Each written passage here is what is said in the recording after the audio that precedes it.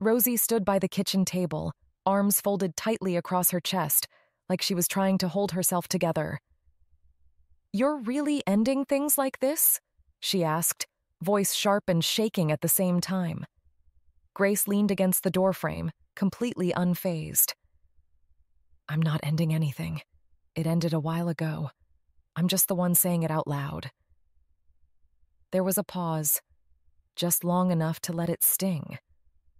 Rosie's expression shifted between heartbreak and disbelief, her eyes glossy but dry.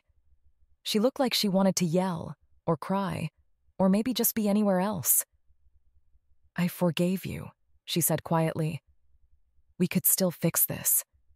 Grace tilted her head slightly. "You don't want to fix us, Rosie. You want to fix me." Rosie flinched. That was the kind of truth people didn't admit until too late. "I'm not broken," Grace added with a shrug. "Just bored." No one moved. No one cried. Not this time. Grace stepped away from the door without another word. Rosie didn't follow. She didn't ask her to stay. She just stood there like she finally understood that the person she loved was never really coming back. Later that night, at the bar, the music was too loud, the floor already sticky, and Sabina was shouting before Grace even made it to the booth. "Gracie, finally! The crazy has arrived!" Grace slid into the seat with practiced ease, holding up a fresh bottle of tequila like it was a trophy. "Try not to cry." Kaya snatched the bottle from her, eyes narrowing. "You bought this at the bar? We figured you'd show up crying over your breakup." "She wasn't my soulmate," Grace said, stretching her legs out under the table. "Just a very persistent life lesson." Cece raised an eyebrow. "You cheated. Again." "Guilty as charged," Grace replied, already pouring a shot. "Let's focus on the positives. I'm single, I'm hydrated, I brought alcohol." "To emotional damage," Margot said, raising her glass. Grace clinked hers lazily. "To tequila." She knocked the shot back and let the heat burn down her throat. Rosie was already fading. Just another name, another story she wouldn't retell. Tonight wasn't about regret. It was about forgetting. Grace shuffled into the living room like she hadn't slept, because she hadn't. Her hair was a mess, her hoodie was inside out, and she looked like the definition of a hangover. Delilah, her roommate, was sitting on the couch with a glass of wine in one hand and her laptop balanced on the other. Grace narrowed her eyes. "Isn't it a bit early for wine?" Delilah didn't look up. This from the girl who posted 12 stories of shots and sad dancing. You sang breakup songs like you were on stage. Grace dropped onto the couch beside her. "I was celebrating." Delilah raised an eyebrow. "Celebrating what exactly?" "I broke up with Rosie," Grace said, pulling the blanket over her legs. "Like, for real this time?" Delilah looked at her. "Wow, you really went for it." Grace nodded slowly. She wanted to try again. "I didn't." "Good. You needed to end that." Grace closed her eyes. "I know." They sat in silence for a moment, the kind that felt more like breathing space than awkwardness. Then Delilah cleared her throat. "Grace, remember, uni starts back tomorrow." Grace groaned. "I'm serious," Delilah said, nudging her with her foot. "You can't skip again. I will drag you there if I have to." Grace let out a tired laugh. "You're relentless." "I'm right." Grace didn't argue. She just pulled the blanket tighter and let her head fall against the couch cushion. Delilah took another sip of wine. "Sleep now, no excuses tomorrow." Grace had every intention of skipping, but unfortunately for her, Delilah had other plans, and a very loud fist. "Grace!" Delilah knocked on her door. "Get up or I'm pouring cold water on your face." Grace groaned into her pillow. "Just 5 more minutes." "You said that 30 minutes ago," Delilah snapped from the hallway. Another bang. "Fine," Grace shouted. You're so aggressive in the mornings." "That's because I live with you." By the time Grace actually made it out of bed, her head was still spinning and her shoes didn't match. She threw on whatever shirt didn't smell like tequila and followed Delilah out the door, sunglasses on like it would protect her from the day. As they walked through the campus gate, Grace let out a dramatic sigh. Why did I even bother coming? Delilah didn't miss a beat. "Maybe you'll meet the love of your life today," she said, wiggling her eyebrows in full sarcasm mode. Grace gave her a dry look. "You're hilarious." Delilah grinned. "I try." As they entered the building, Grace peeled off toward the library. She figured if she had to be here, she might as well pretend to study, or at least sit somewhere quiet. She didn't make it 2 steps before she heard a familiar voice. Well, well, look who finally showed up. Grace looked up and groaned. "Hello, Andrew." Andrew stood there with that usual smirk of his. He was taller than her, which wasn't easy. Grace was already 5 feet 11 inches, but Andrew always managed to look like he lived in the clouds. "How lucky am I?" she muttered. "Bad karma finally catching up." "Oh, come on," he said, laughing. "The last time I saw you, you weren't exactly running away from me." Grace rolled her eyes. "You crashed into me when I was talking to someone actually interesting. I'm still annoyed about that, by the way." Andrew placed a hand over his heart like he was hurt. "You wound me, Grace," she smirked. "You'll survive?" "You sure you don't miss me? Just a little?" he asked. Grace stepped aside to move past him. "I'm done with boys, Andrew." He leaned in a bit, still grinning.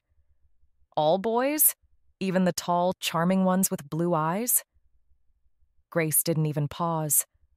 "Especially those." Right then, someone behind them gently nudged their way past to get through the library door. Grace turned, only catching a glimpse.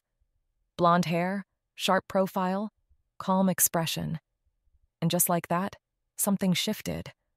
Her heart kicked once, maybe twice. She didn't know why. Andrew was still talking beside her, but she barely heard it. Grace brushed him off and headed straight for the entrance. "Grace, come on, just give me one more smile for the day," Andrew called after her. She glanced over her shoulder with a lazy smirk. "Sorry, I'm all out. Try again next semester." And with that, she slipped through the library doors, eyes already searching for someone else. Grace wasn't usually nervous, but as she wandered through the quiet rows of the library, her hands in her pockets and her steps slower than usual, something felt different. She spotted her almost immediately. The girl from the hallway, the one who brushed past her and Andrew without saying a word. Now she was sitting at a table near the window, eyes buried in a thick textbook. Of course she was beautiful. That kind of effortless, annoying, distracting beautiful. Grace hovered awkwardly for a second before telling herself to get it together. She had charm. She had timing. She just had to say something cool, or funny, or both. Just as she took a step closer, the girl spoke without looking up. "Didn't Mommy ever tell you it was rude to stare?" Caught off guard, Grace blinked. I prefer to call her mother, actually. Sounds more formal, more disappointed. Finally, the girl lifted her gaze from the page. Their eyes met. And just like that, Grace forgot half the English language. Trying to recover, Grace said, "I study art. My professors always tell me we're supposed to appreciate beauty when we see it." The girl raised an eyebrow. "Sounds like your professors suck." Then, without another word, she dropped her eyes back to her book. Grace caught the tiniest curve in her lips. Half a smile. Victory. "So," Grace said, leaning on the edge of the table, "since I made you almost smile, how about your number?" Now the girl looked at her again.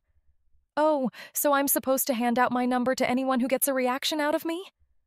"Not anyone," Grace said, keeping the smile. "Just me." I assume you're new here? She added. I'd remember someone like you. The girl shook her head. Maybe you weren't paying attention. I pay attention, Grace said, especially to people who look like you. Silence. Then a page flip. Grace tried again. I could give you a tour of the campus. No, thank you. Okay then, Grace said. Give me your number and I'll stop disturbing your reading. The girl finally replied, calm and clear. How about you just stop disturbing me, period? This isn't going to happen. Grace tilted her head. Why not? The girl closed her book with a quiet thump and looked her in the eyes. You're not my type. Grace blinked. That's direct. The woman didn't blink. It's honest. Grace gave a short laugh. All right then. What is your type? Let me guess. Quiet, serious, emotionally unavailable? A pause. The girl's expression didn't change, but something in her eyes did. Just for a second. Someone who doesn't turn every conversation into a performance, she said. That stung a little more than Grace expected. She folded her arms, backing off a step. I wasn't performing, she said. I was trying. Exactly. Grace looked at her, uncertain whether she'd just been insulted or exposed. You always push people away like this? Grace asked. Only the ones who don't know when to walk away. That was it. Grace bit the inside of her cheek, then gave a short nod. Right, got it. She turned, took a step, then paused, the sting of rejection catching up just enough to loosen her filter. You know, she said over her shoulder, voice light but loaded. Maybe next time pick a book on basic social skills. Since being pretty isn't a personality. Shocking, I know. Though, I doubt even a book could help at this point. The girl didn't reply, didn't flinch, just stared. Grace didn't wait. She walked off, jaw tight, the silence behind her heavier than any insult.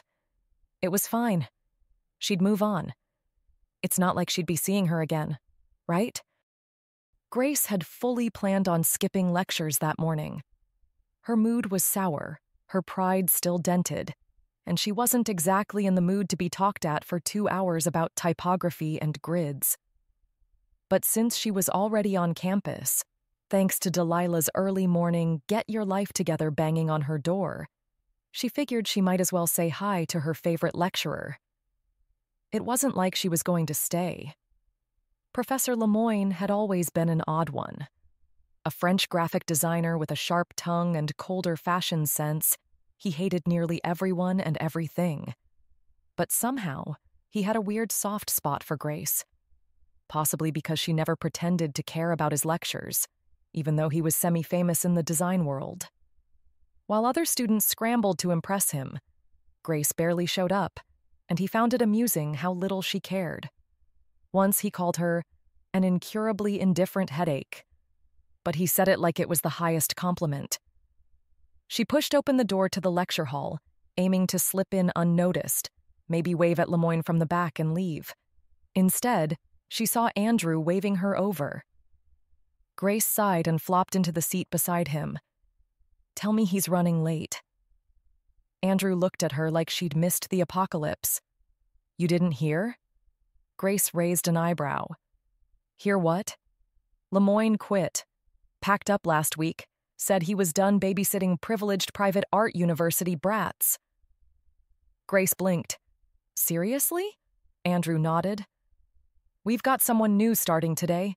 Just a guest lecturer, though. Temporary, until they hire someone full-time. Grace leaned back in her chair and sighed. Great. Now I can officially skip classes without even feeling guilty. Andrew burst out laughing. Grace? You're the worst student I've ever met. Grace smirked. And yet, here I am. Still enrolled. Shocking. The classroom began to fill up. Chatter, shuffling. The usual pre-lecture noise. And then the door at the front of the hall opened. She walked in. The girl from the library. No, not the girl. The woman Grace had tried flirting with not even an hour ago. The one who told her she wasn't her type. The one she called a jerk. Loudly.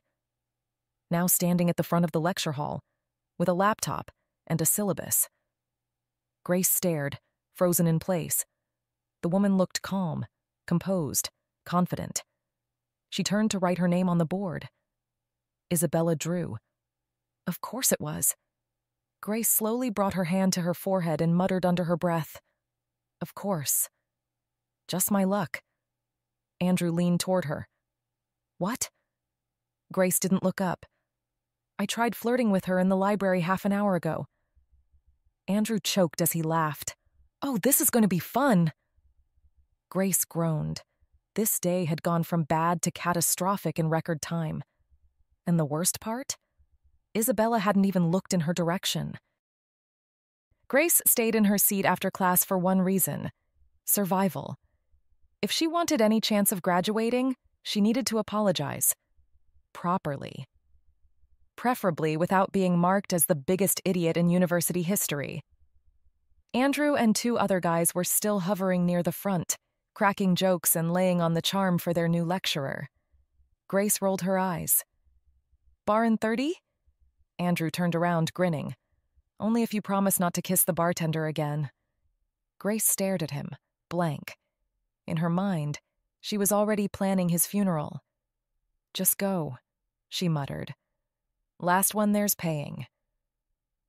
They finally cleared out, and the silence in the room stretched too long.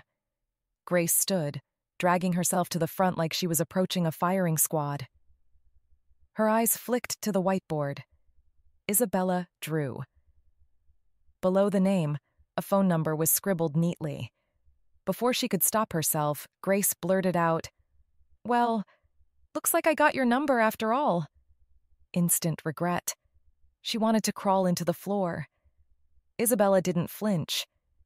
"Do you have a question, or are you just here for another round of embarrassing one-liners?" Grace rubbed the back of her neck. "No, yes. I wanted to say sorry. For the library. For what I said. It was rude and way out of line." Isabella closed her notebook without looking up. Noted. Grace straightened slightly, trying to recover some kind of ground. "Look, I'm actually a decent student. Or I could be. Smart, witty, full of potential. Some might even say brightest in the room." Now Isabella looked up, slowly, unimpressed. "Really?" Grace offered a half-smile. "Really?" Isabella leaned back in her chair, arms loosely crossed. "You know, last week during my briefing, they gave me notes on every student." Grace's smile faded just a touch. Isabella continued, "Most of your professors said they don't really know you. Because, apparently, you almost never show up." Grace blinked. "Ouch." "So no," Isabella said calmly. "I don't think I can call you my brightest student." Grace crossed her arms. "All right, fair. What about funniest? Maybe most charming?" Isabella didn't even look up. Still no. There was a beat of silence. Then Isabella asked, "Why don't you attend your classes?" Grace gestured vaguely around the room. "Because I don't like this. Any of it. It's all about trends and branding and how to charge clients. I wanted to learn about art, not how to sell it." Isabella listened quietly. "I thought about dropping out," Grace continued. "But my parents are big on the whole degree thing. Apparently, being an idiot with a diploma is better than being one without." That earned a small exhale from Isabella. Not quite a laugh, not quite sympathy. "Well," she said, "you're here now." Grace shrugged. "Yeah, that's got to count for something." Isabella looked at her fully now. Maybe keep showing up, despite the business lectures. Grace smirked. "As long as you admit I'm a little bit charming." "We'll see." Grace tilted her head. "So, am I forgiven? Is that the only reason you're standing here?" Grace hesitated. "It's high on the list." Isabella smirked. "You're forgiven. I'll grade your work, not your attitude. She paused, then added, "And I'm only here for the semester anyway. No point holding grudges when it's all temporary." Lucky me. Grace turned toward the door. She started to say something. One last, clever line, maybe, but stopped herself. For once, she just walked away in silence. Grace hadn't been to class in over 2 weeks. She told herself it was temporary. A short break, a breather, a mental reset. But by Friday, the only thing she'd committed to was not opening her laptop and perfecting the art of sleeping through 9 a.m. lectures. So when she spotted Isabella on the sidewalk outside the mall, sharp coat, even sharper expression, her first instinct was to duck and vanish. Unfortunately, whiskey bottles weren't exactly subtle camouflage. Isabella raised an eyebrow. Skipping lectures and day drinking. Bold move. Grace grinned, adjusting the bag in her arms. It's called being well-rounded. I balance work and self-destruction. You're not funny, Grace. Grace clutched the whiskey like it was her emotional support bottle. Rude. No hi. No, how are you? Why haven't you been in class? She sighed. I've been busy. Doing what, exactly? Isabella asked. Oh, soul searching, becoming a better person, figuring out the meaning of life. Isabella folded her arms. You could start by attending your lectures. Grace smirked. So you do miss me? It's just easier to teach when the class clown isn't around. Ouch, so now I'm a distraction? Among other things. Their eyes met for a second longer than necessary. Grace wasn't sure if Isabella was annoyed or amused. Her phone rang, saved by the bell. She pulled it out, saw the name flash across the screen. I have to take this. Isabella nodded, already turning. Try showing up next week. No promises, Grace called after her, but I'll think about it. She answered the call. Hey, Margot. Grace, listen. Margot paused, which wasn't her style. You know the party we were supposed to go to tonight? Grace stopped walking. Don't tell me. I dumped the guy who was hosting, so that's a no-go. Grace sighed dramatically. So much for getting wasted in a stranger's kitchen. Okay, but I have some not-so-bad news, Margot said. Grace narrowed her eyes. Go on. You know my older sister, Samantha, the one you shamelessly flirt with even though she said no about 12 times? Grace grinned. Vaguely. Well, she's going out with some friends tonight. She said we can pregame at her place. Your sister? Grace said, already suspicious. The one who thinks I'm a walking red flag? That's the one, Margot said cheerfully. Grace groaned. And you think this is better than some random guy's party? At least the drinks won't be watered down. Plus, free judgment from older women? What's not to love? I literally have nothing to wear. Then wear nothing. Saves time. Grace sighed. Fine. I'll be at yours in an hour. Grace was late. Again. She'd misjudged time again. Texted Margot a last-minute 2 mins away. A lie. And when the cab finally pulled up outside Samantha's apartment, she spotted Margot already at the door, arms crossed and radiating silent judgment. Grace raised her hands in surrender.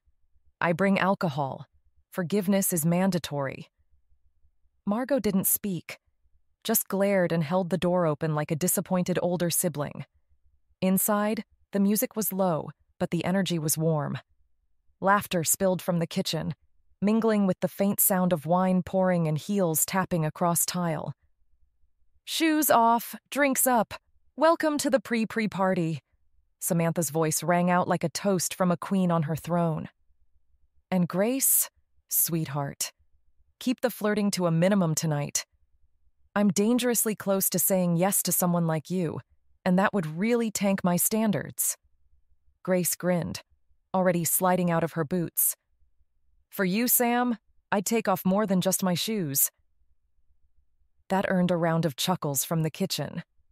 Grace followed the sound of laughter into the kitchen, smoothing down her clothes and preparing to turn on her usual party charm. She spotted Samantha first, obviously. Tall, composed, glass of wine in hand, chatting effortlessly with two women on either side of her. But as her eyes drifted across the room, scanning the faces around the kitchen island, they landed on someone she absolutely hadn't expected. Isabella. Leaning casually against the counter, glass in hand, half smiling at something someone just said. Grace's stomach dropped. Of course. Of course the universe had plotted this little ambush. "All of a sudden shy, Grace?" Samantha called out, her voice playful. "Don't worry, I don't bite. Some of my friends do, though." Her eyes flicked briefly toward the woman beside her. Subtle, too quick for anyone else to notice. But Grace caught it. Isabella stood there, glass in hand, expression unreadable, watching her. Then she stepped forward just slightly. "I'm Izzy," she said smoothly, voice even. Grace blinked. "So we're doing this," she thought to herself. "Grace," she replied, keeping her tone light. Before the moment could settle, another woman joined them, dark-haired, sharp-eyed, and clearly not new to this circle. "I'm Kate," she said, offering a small smile that didn't quite reach her eyes. "Heard a bit about you from Sam. Nice to finally put a face to the name." Grace tilted her head. "All good things, I hope." Kate stared at her for a beat too long. "Yeah, just good things." The group eventually moved into the living room. Grace found herself sandwiched between Margot and Kate, trying to pretend she hadn't just walked into what felt like a trap set by fate and sarcasm. The whiskey was finally hitting just right. Grace sat on the couch between Margot and Kate, warm glass in hand. Across from her, Samantha lounged with a bottle in her lap. Izzy was beside her, quiet, watching. "All right," Samantha said, lifting her drink like a gavel.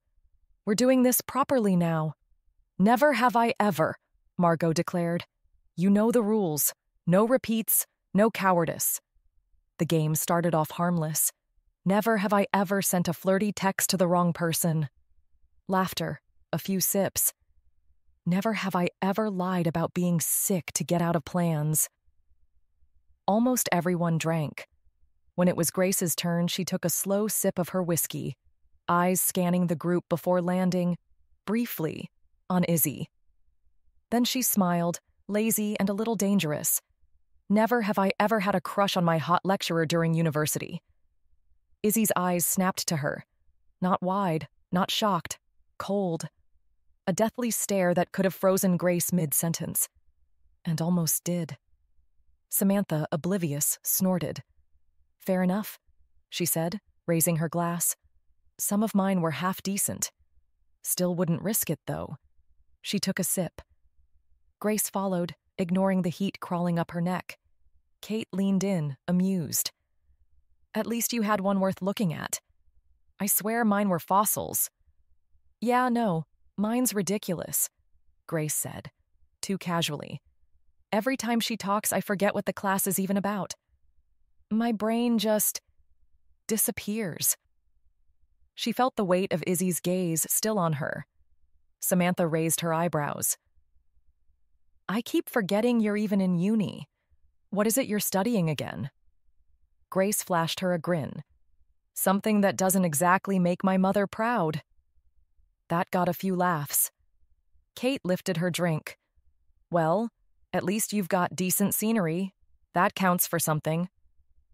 Grace smirked. "Honestly, it's a nightmare. I spend half the lecture thinking about how she'd—" "All right," Samantha cut in, laughing. "We get it. Hot teacher. Maybe leave the rest for your diary?" The room cracked up. Grace took another sip of her drink and let the laughter cover her silence. Izzy hadn't said a word, but she was still watching, and that stare, still ice cold. The night had unraveled into that warm, buzzing chaos only women, whiskey, and nostalgia could create. The game of Never Have I Ever had slowed. drinks had loosened tongues, and the room was thick with laughter and interrupted stories. Kate leaned back with a nostalgic sigh.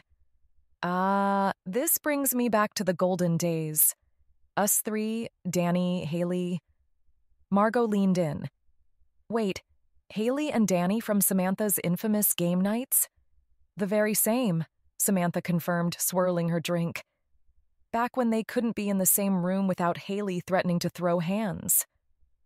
They really couldn't stand each other, Kate added with a laugh. Haley used to say she'd rather eat glass than be left alone with Danny. Which is exactly why they're now living together, Izzy said, amused.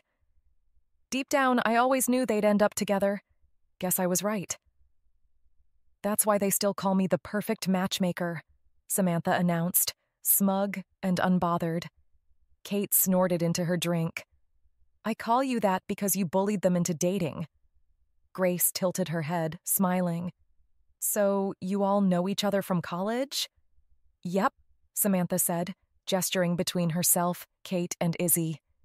We three used to be roommates. Back when we were young and full of bad decisions, Kate added. Izzy raised her glass. Speak for yourself. Please, Samantha scoffed. You ran off to Italy for your girlfriend. For a job, Izzy corrected, way too quickly. Ah, yes. A job conveniently located in the same city your model girlfriend lived in, Kate teased. Izzy took a sip of her drink, staying quiet this time. Margot was halfway through a story she'd already told once. Izzy stood without a word, reaching for her coat. I'm going out for a smoke, she said, almost like an afterthought. Grace didn't even think. She pushed off the couch a little too fast.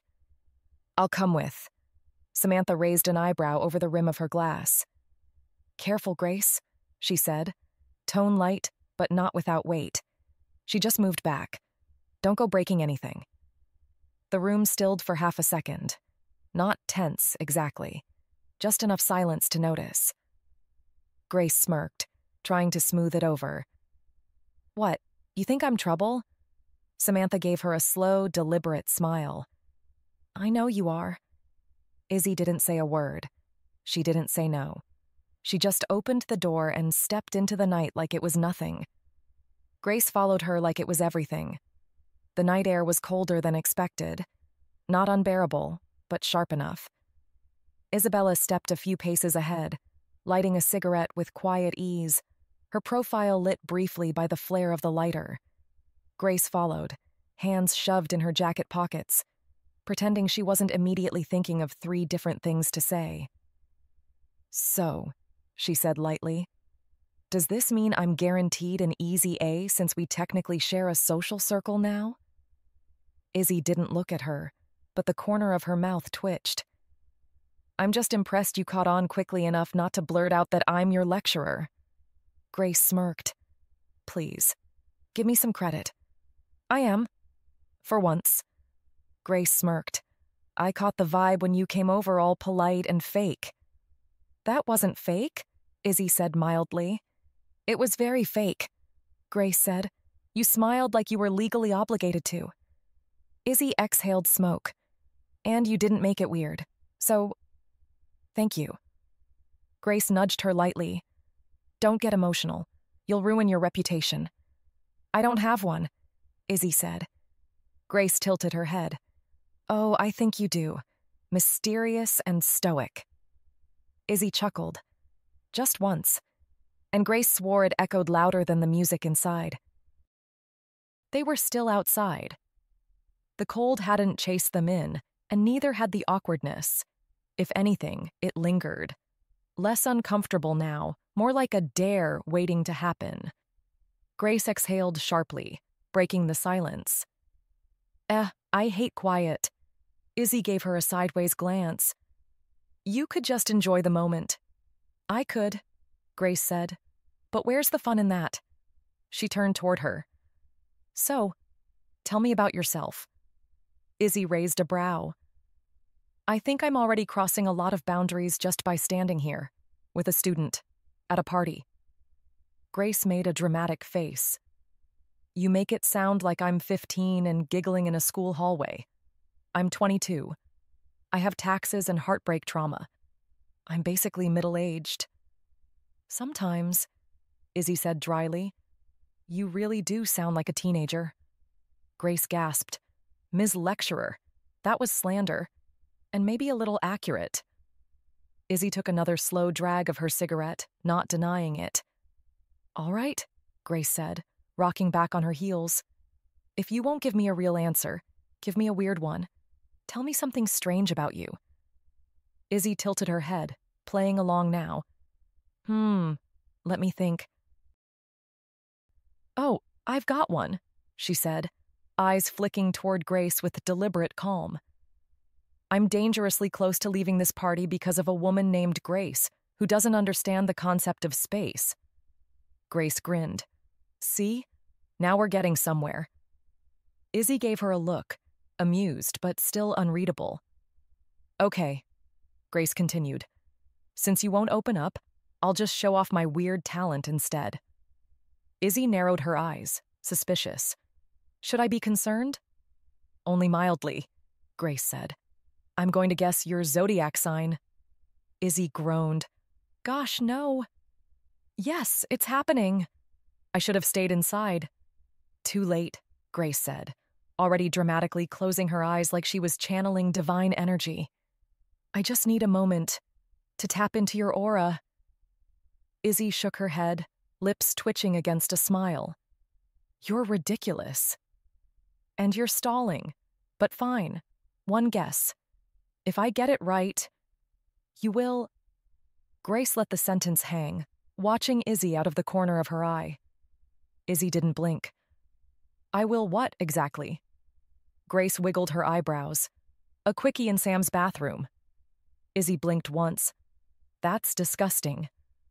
Grace raised both hands in mock surrender. Relax. I'm joking. A date will do. Izzy's deadpan didn't budge. All right, Grace said, grinning. You just have to promise me you'll have a great night tonight. Izzy rolled her eyes, but there was a half smile tugging at the corner of her mouth. Might be hard with you and the crew. Grace gave her a look, feigning offense. That's not very Sagittarius of you. Izzy froze, then turned to face her fully. Wait, how did you... Magic, Grace said simply, plucking the cigarette from between Izzy's fingers and taking a drag. She let the smoke sit in her lungs for half a second before tossing the cigarette to the ground and crushing it beneath her boot. Come on, she added, already turning back toward the door. I'm freezing. Izzy didn't say anything at first, but she followed. And that was enough. It took 2 hours, 3 outfit changes, and a full-on debate about which lipstick shade screamed, party, but make it effortless. But they were finally ready to leave. The plan was to hit some party hosted by a friend of a friend from Samantha's high school days. Grace didn't catch the name. She also didn't care. The important part was getting there without being sandwiched between people who talked too much or spilled drinks in Ubers. They needed 2 cars to fit everyone, and naturally, Samantha took it upon herself to assign people like they were pieces on a very chaotic chessboard. Come on, Grace said, stepping up to her like she was about to negotiate a hostage situation. Let me ride with Margot. Sam didn't even blink. Nope. Grace blinked back. Nope. Nope, she repeated, grinning. Kate and I have to start planning Izzy's birthday party. That car is officially the party planning committee. Grace gave her a shove. So why is Margot riding with you? She can't plan shit. Samantha smirked. Margot's moral support. She nods a lot and tells me all my ideas are genius. Honestly, she's thriving in that role. Grace narrowed her eyes. You're making this up as you go. I'm delegating, Sam said, already nudging her toward the other Uber. You're going with Izzy. She's all yours now. Grace groaned. Sam, seriously. It's done, Samantha said, smug as ever. Then she turned toward Izzy, who stood a little apart from the group, typing furiously like her phone was personally responsible for ruining her day. Good luck with this one, she said, grinning, like she'd just handed off a live grenade. Grace sighed but walked over anyway. Hey, she said, slipping into her line of sight. Sam decided we're Uber buddies. I tried to protest. Didn't work. Izzy looked up, her expression flat. Fantastic. As the car pulled away from the curb, Grace glanced sideways. So, when are you going to guess my zodiac sign? Never, Izzy said flatly, eyes on the road ahead like she was memorizing every street sign to avoid talking. Grace rested her cheek against the back of the seat, facing her fully. Miss Drew, she said, drawing the words out with dramatic flair. Your boring is showing.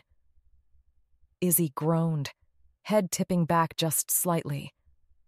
Grace, I'm seriously contemplating paying the driver to drop you off in the middle of a forest and leave you there.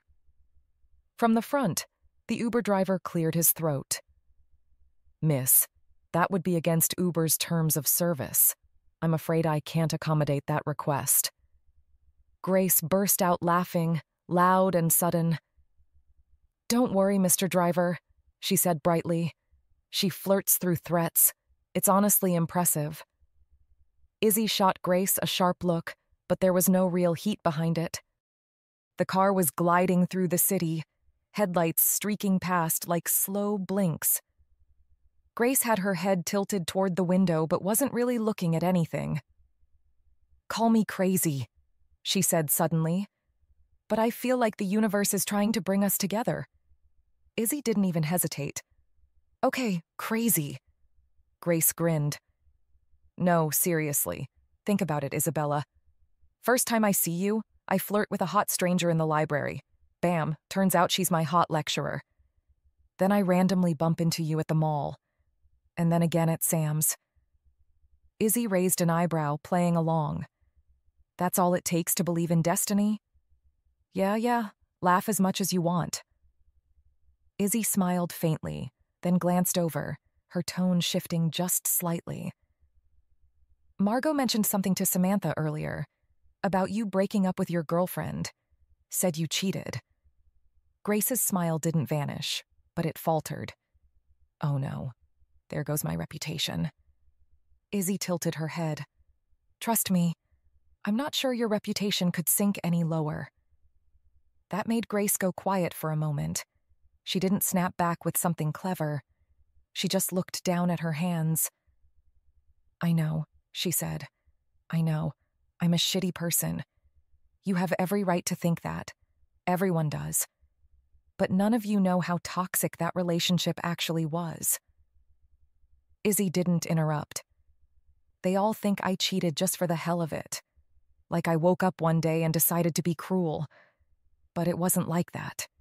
It was one of the worst times in my life. Her voice was quieter now, raw, flat. She was manipulative, controlling, and it wasn't just the emotional stuff. There were things going on that no one saw, things I didn't even realize until later, and I was losing it, losing myself. And yeah, I could have handled it better. I should have. But I wanted to hurt her, just as much as she kept hurting me. Another pause. Just the soft hum of tires on pavement. No one knows that, Grace said, turning her head to look at Izzy. Her voice steadied, but her eyes didn't. Izzy was already looking back, intently.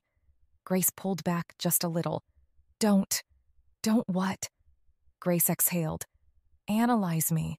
I know that look. Izzy didn't deny it. She just looked out the window again. But she didn't look away for long. The Uber finally rolled to a stop, bass-heavy music already vibrating through the closed doors. Grace blinked at the house.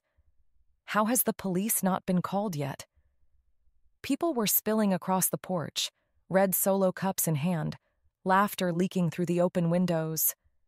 Margot was deep in conversation with Kate, gesturing like she was reenacting something dramatic, while Samantha stood off to the side, wearing the smug expression of someone who'd just orchestrated a petty social victory. "Oh, you finally decided to show up," Sam called, grinning. "For a second I thought Grace somehow managed to lure you into her bedroom, Izzy." Grace smirked, expecting a sarcastic reply, maybe a scoff or a joke back. Nothing serious. Instead, Isabella didn't even glance her way as she replied, voice smooth and icy. "Come on, Sam. I would never sink that low. My standards might wobble, but they don't collapse." The words landed like a slap. No laugh followed, no wink, just the sting. It hit harder than Grace expected, a weird twist in her stomach, sharp and cold, like she'd just walked face first into a joke she wasn't in on. Sam caught it. Her smile flickered for half a second before she slung an arm around Grace's shoulders, steering her toward the door. "Cheer up, Buttercup," she said brightly, dropping her voice to a whisper once they were out of earshot. "Izzy can be mean when she drinks. Don't take it seriously."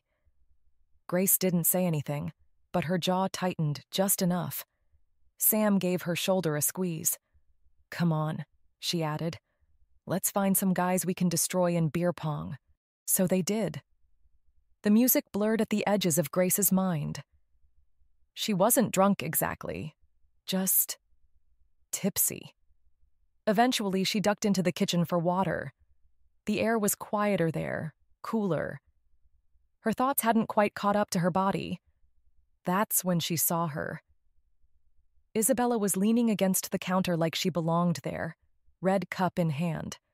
Her eyes were glossy, but focused, locked onto Grace the second she walked in.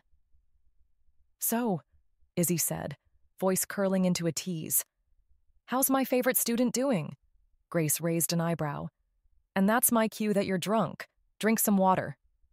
She filled a plastic cup and handed it over. Izzy took it without hesitation, downed it in one go. Grace turned back to the sink to fill her own. In her peripheral vision, she could feel Izzy still watching her. "What?" Grace said, not even looking. Izzy just grinned. Grace sighed and rolled her eyes, exaggerated and theatrical. Smack. A light but deliberate tap landed on her forehead. "What the hell?" Grace blinked, rubbing the spot. Izzy giggled. "My mom used to say if you roll your eyes and someone hits your forehead, they might get stuck like that." She burped, giggled again, delighted with herself. Grace looked at her dry. "Well, thanks for testing that theory on me." Izzy grinned wider. Would have been funny if it worked. Grace shook her head, lips twitching despite herself. She turned to fill her water, just for a few seconds. When she turned back, everything had shifted. Another woman had her arms wrapped around Izzy's waist, pulling her in like it was second nature. Grace blinked, not quite processing, then saw it clearly. The kiss, planted softly on Isabella's cheek. The smile, too wide, too practiced. "There's my dolcezza," the woman said, hugging her like she'd been gone for years. "I missed you so freaking much." "Dolce? What?" Grace thought, rooted to the floor. The girl behind Isabella must have caught the confusion on Grace's face because she smiled, a little too knowingly. "Thanks for taking care of her," she said, voice laced with amusement. "She gets a bit too flirty when she drinks. I honestly can't believe she's drinking water. Last time I tried to hand her a glass at a party, she threw it at me. She got me wet twice, first physically, then emotionally. Classic Izzy." She chuckled, like it was some inside joke. Grace stood there, frozen. Her face gave away nothing, but her chest felt tight in a way she couldn't name. She didn't even know what she was feeling. Not exactly. Just that something had settled in her ribs and wasn't letting go. The woman was still talking, but Grace wasn't really listening anymore. She was in her head, caught in a slow-motion unraveling. Of course Isabella wasn't single. Someone like her, distant, poised, beautiful. Being single would have been the real surprise. And anyway, why should Grace care? Izzy had been sarcastic, dismissive, cold. not to mention kind of a jerk. Grace should have been thrilled, relieved, happy for her. Fantastic. Great. Just perfect. It made sense now, the way Isabella shut her down. The clipped answers, the eye rolls, the refusal to engage. She was taken. She had someone. "I'm Valentina, by the way," the woman added casually. Of course she was stunning. Slim, elegant, composed. The kind of confidence that didn't need to be loud because it already filled the room. A few inches taller than Grace. Soft blue eyes that could probably end arguments and start wars. Grace caught the accent. Italian. Dolcezza made more sense now. "Grace," she said, managing a polite smile. "Oh, don't worry. She was no trouble." "Well, lovely meeting you, Grace. But we've got to head home, right, Izzy?" Valentina turned, sliding an arm around Isabella's waist like it belonged there. "Grace, be a good girl and tell Sam and the others I picked her up, will you?" "Thanks." And then they were gone. Grace didn't move for a second, just long enough for the music to feel too loud and the kitchen too small. She ran a hand through her hair, exhaling hard. "I should go home." Grace pushed through the crowd, scanning faces, trying not to think too much, but already thinking way too much. Eventually, she spotted Sam near the hallway, half laughing at something someone said. "Sam!" Grace called out, weaving toward her. "Hey, have you seen Margot?" Samantha blinked, thinking. "Not recently. I think she and Kate went to grab some fast food a little while ago." Grace nodded, trying not to deflate. "Of course." "Right. Cool."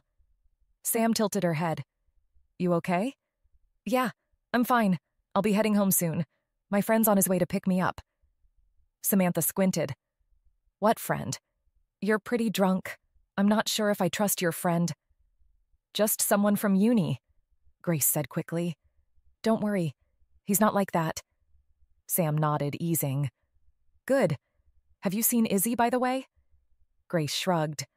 "Oh, some woman named Valerie or something came by and they left." Samantha's face lit up. "Wait, what? No way. Valentina was here? Ugh, I can't believe I missed her." Grace tilted her head. "She's Italian, right? She said something in Italian to Isabella." "Oh, yeah," Sam said, grinning. "She's from Italy. I still can't believe Izzy refused to learn Italian when she lived there. I mean, I would have paid good money for private lessons from Valentina, if you catch my drift." Grace raised a brow. "I'm talking, of course," Sam added smoothly, "about Italian private lessons." She winked. Grace forced a smile, though it barely reached her eyes. "Right, got it. So that's why Isabella moved. For her. For Valentina. It made sense. Painfully so." A car honked outside, slicing through the moment like a knife. Grace glanced through the window. Familiar eyes met hers from behind the wheel. "Well, Sam," she said, turning away, voice light but flat. "That's my cue. Thanks for the night. Tell Margot I said bye." Sam gave her a curious look but didn't push. "Sure thing. Get home safe. All right?" Grace nodded, already walking toward the door. Outside, the cold didn't feel refreshing anymore. It just felt like something was settling inside her, slow and heavy. Ah, Mondays. Nature's cruelest joke. Well, not that cruel. Grace wasn't hungover, at least, but she was spiraling. She had been all weekend. Every corner of her mind seemed to echo with the same name. Wake up? Isabella? Make breakfast? Isabella? Shower? You guessed it. Movies? Forget it. Every actress just morphed into a green-eyed lecturer with a sharp tongue. Grace buried her face in her pillow. Maybe if she suffocated herself, she wouldn't have to face the day. "Grace, wake up! I'm not letting you skip today." Delilah's voice cut through the apartment like a siren. Grace groaned. So much for sleeping in peacefully. Fine. University it was. She arrived earlier than expected. A few classmates were already lounging in the room, chatting about the weekend and pretending they cared about deadlines. Oh, look who decided to show up, Andrew said, grinning like the clown he was. I know you missed me, Cupcake. You ruin everything with that nickname. Grace groaned, dropping into the seat beside him. Just as Andrew opened his mouth to deliver another cringe one-liner, the door swung open. Hey guys, sorry I'm late. My laptop nearly betrayed me, and you all know how IT is. That voice. Grace didn't need to look up to know who it was. She looked anyway. Of course. Isabella strolled in, effortlessly put together in a dark turtleneck and trousers, green eyes scanning the room until they landed, briefly, on Grace. She smiled. And Grace was absolutely not okay. Izzy launched into a ramble about color theory. Grace heard none of it. You want to grab a beer later? Andrew asked, snapping her back to reality. Andrew, it's Monday. Exactly, he said. We have to celebrate Mondays once in a while, too. No way, Grace said, shaking her head. You remember the project we're supposed to turn in Thursday? I haven't even started. I don't even know what it's about. Andrew leaned in. You know I can always help, but it'll cost you. He wiggled his eyebrows. And then it happened. Grace blurted way too loud. Andrew, I would rather fail than sleep with you. The room froze. A few guys behind them burst out laughing. One even muttered, brutal. Andrew smirked. Worth a shot. From the front, Isabella paused mid-sentence. Her eyes flicked up from her laptop, locking on Grace. Are you two done talking? She said, voice neutral, but sharp enough to slice through the tension. Grace, can you stay after I'm finished, please? Grace swallowed. Sure. The rest of class dragged. Blew this, hew that. Grace doodled aimlessly in her notebook, half listening, mostly watching the back of Izzy's head and wondering how bad this after-class talk was going to be. When the room finally emptied, Grace stayed seated, resisting the urge to bolt. You really should try learning something while you're here, Izzy said, arms crossed. Grace glanced up. I'm showing up. That's already above average. Izzy didn't answer right away. Then, a small, quiet smile. I'm sorry for what I said Friday night. I get mean when I drink. Grace shrugged. No big deal. I'm mean when I'm sober. That earned a real laugh. Quick, unguarded. Grace felt it settle somewhere deep in her chest. Valentina said she liked you, by the way. Grace blinked. Me? Why? For taking care of me, trying to sober me up. Grace looked away. Wasn't a big deal. Izzy leaned a little against the desk, just enough to feel closer. Still, I guess I owe you one. For the water? Izzy smiled. For the water and the patience. Before Grace could respond, Izzy shifted the tone with surgical precision.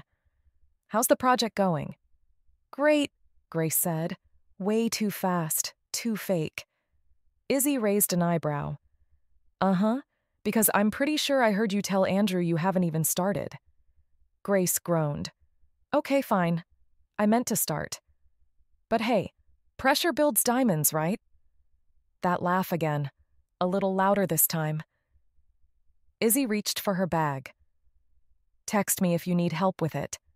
And just like that, the conversation was over. Grace was right. Obviously. She'd finished her project Wednesday afternoon. Just barely, but done was done. And decided she deserved a reward. Her classmates were planning to hit their usual pub, and Grace, never one to pass up a decent excuse, said yes before even pretending to hesitate. The vibe was good. Loud, a bit chaotic, but good. She was mid-conversation when her phone buzzed. Mother. Grace winced, stepped aside, and answered with her best impression of someone responsible. Hi. Hey, sweetheart, how are you? Pretty tired, she said, trying to sound casual. I've been working on this project that's due tomorrow at 9 a.m. White lie. A small one. Mostly harmless. Her mother did not need to know she was drunk on a Wednesday. "Are you still taking your vitamins?" her mother asked. "Of course." Grace leaned against the wall, balancing slightly too hard on one elbow. "Every day." "Good. Now listen. Your father and I are heading out of town this weekend. You'll need to come home and look after the dog." Grace blinked. "This weekend?" "Yes. We'll pick you up Friday before the airport." Wait, I might have... Wonderful. Love you, sweetheart. Bye?" The line went dead. Grace slowly lowered her phone, staring at the screen for a moment longer than necessary. Her thumb hovered, then fell to her side. She turned back to the group, smile already fixed in place, but it didn't quite reach her eyes. "All right," she said, voice a touch too bright. "Who's ready for another round?" Grace sat on the curb, elbows on her knees, head down. The air was damp, and the pavement felt like it was trying to remind her she'd made questionable choices tonight. Her phone buzzed somewhere in her coat, but she ignored it. Whoever it was could wait. A car pulled up beside her. She didn't flinch. "If you're trying to kidnap me, I promise I'm not worth the effort," she mumbled without looking up. "And I bite." A familiar voice answered, calm, a little smug. "Good to know. I'll keep that in mind." Grace looked up, squinting through the headlights. The passenger window rolled down a bit more, and there she was. Isabella, leaning over the console, hair a little messy, eyes too clear for this time of night. "Wait, Izzy." "You called," she said simply. "Are you getting in? Or should I let you keep intimidating the sidewalk?" Grace blinked. What? I didn't... "You did." Isabella held up her phone. "You called me. Slurred something about needing to be rescued. Called me Delilah twice. I figured you were drunk enough to mistake the numbers." Grace winced, rubbing her face. "Wow, that's embarrassing." "I've seen worse," Izzy said, unlocking the door. Grace slid into the passenger seat, still disoriented. "You didn't have to come." "You sounded like you needed someone," Izzy replied, turning the engine down to idle. "And I owed you one. You did keep me from doing anything too stupid last week." "I don't think babysitting you for 5 minutes counts as life-saving," Grace muttered. "I was drinking water," Izzy said, mock serious. "You should have been knighted." "So," Grace started, eyes still fixed on the blur outside the window. "How long have you and Valentina been together?" Isabella snorted. "Seriously?" She shook her head. "You think someone like her would date me?" Grace glanced at her. "Why not?" Izzy hesitated. "She's gorgeous." "So are you," Grace said, too quickly. Isabella didn't respond, just kept driving like her hands were the only steady thing in the car. Then finally she added, "She's not my girlfriend. She's my roommate, my best friend." Grace said nothing. Izzy exhaled. "When things ended with my ex in Italy, it got dark. I didn't want to be there anymore. I needed out. I needed home." She paused, just long enough for Grace to feel the weight of that word. Valentina was like, "Cool, I'll come too. That's just who she is." "Great," Grace blurted, too loud, too fast. Izzy glanced at her, one brow raised. "Great?" Grace felt her face go hot. Shit, she hadn't meant to sound so thrilled, but she was. Because if Valentina wasn't her girlfriend, that meant Isabella was... It's great to have friends like that. She rushed out. You know, loyal ones, who show up. Isabella didn't say anything, but her lips twitched, like she was trying not to smile. Grace had only been at her parents' house for 1 day, and already the silence was too loud. No traffic, no roommates, no Margot dragging her out for overpriced coffee. Just her, a mostly dead phone, and the dog, who was currently sprawled across her lap like he'd survived something. "How I wish I was a dog, buddy," she sighed, scratching behind his ear. You've got it all figured out. No deadlines, no student loans, no emotional spirals over women who look like they walked out of a slow-burning French indie film. He blinked up at her. Zero sympathy. Think how easy life would be, eh? She continued. You live with someone who loves you. You love them back. That's it. No overthinking. No pretending to be cool when you're not. No panicking over whether texting Isabella makes you a creep or just mildly unhinged. His tail thumped once. Grace narrowed her eyes. That's not helpful. She leaned back with a dramatic groan. Dogs don't have to wonder if they're studying the right thing. They don't go to university. They don't ask themselves if throwing a party makes them fun or desperate. And they definitely don't sit around debating whether inviting a hot lecturer to dinner is brave or insane. There was a beat of silence. Then, did I seriously bring up Isabella twice in under a minute? She muttered. The dog tilted his head. Cool, great, perfect. She gently nudged him off her lap. Stay here. I'm about to make a deeply regrettable choice. She padded into the kitchen, phone in hand, staring at the screen like it might explode. She scrolled through her recent calls and landed on Isabella Drew. Her thumb hovered. This was stupid, objectively stupid. But also, maybe fine, maybe cute. She tapped. It rang. And rang. And just as she was about to hang up, Grace? Isabella's voice came through, soft and a little surprised. Grace froze. Izzy? I mean, Isabella. Hi. Are you drunk again? Isabella asked, somewhere between amused and deeply suspicious. No, Grace said, a bit too defensively. I mean, no, definitely not. Are you? She asked teasingly. Why would I be? It's Saturday, loser. Grace shot back. A pause. Did you seriously call me just to insult me? Isabella asked. Yes, Grace replied, already smiling. Well, good talk. Bye. Wait, Grace blurted. I mean, I also wanted to say thanks for the other night, driving me home, not letting me make a mess of myself. I told you already.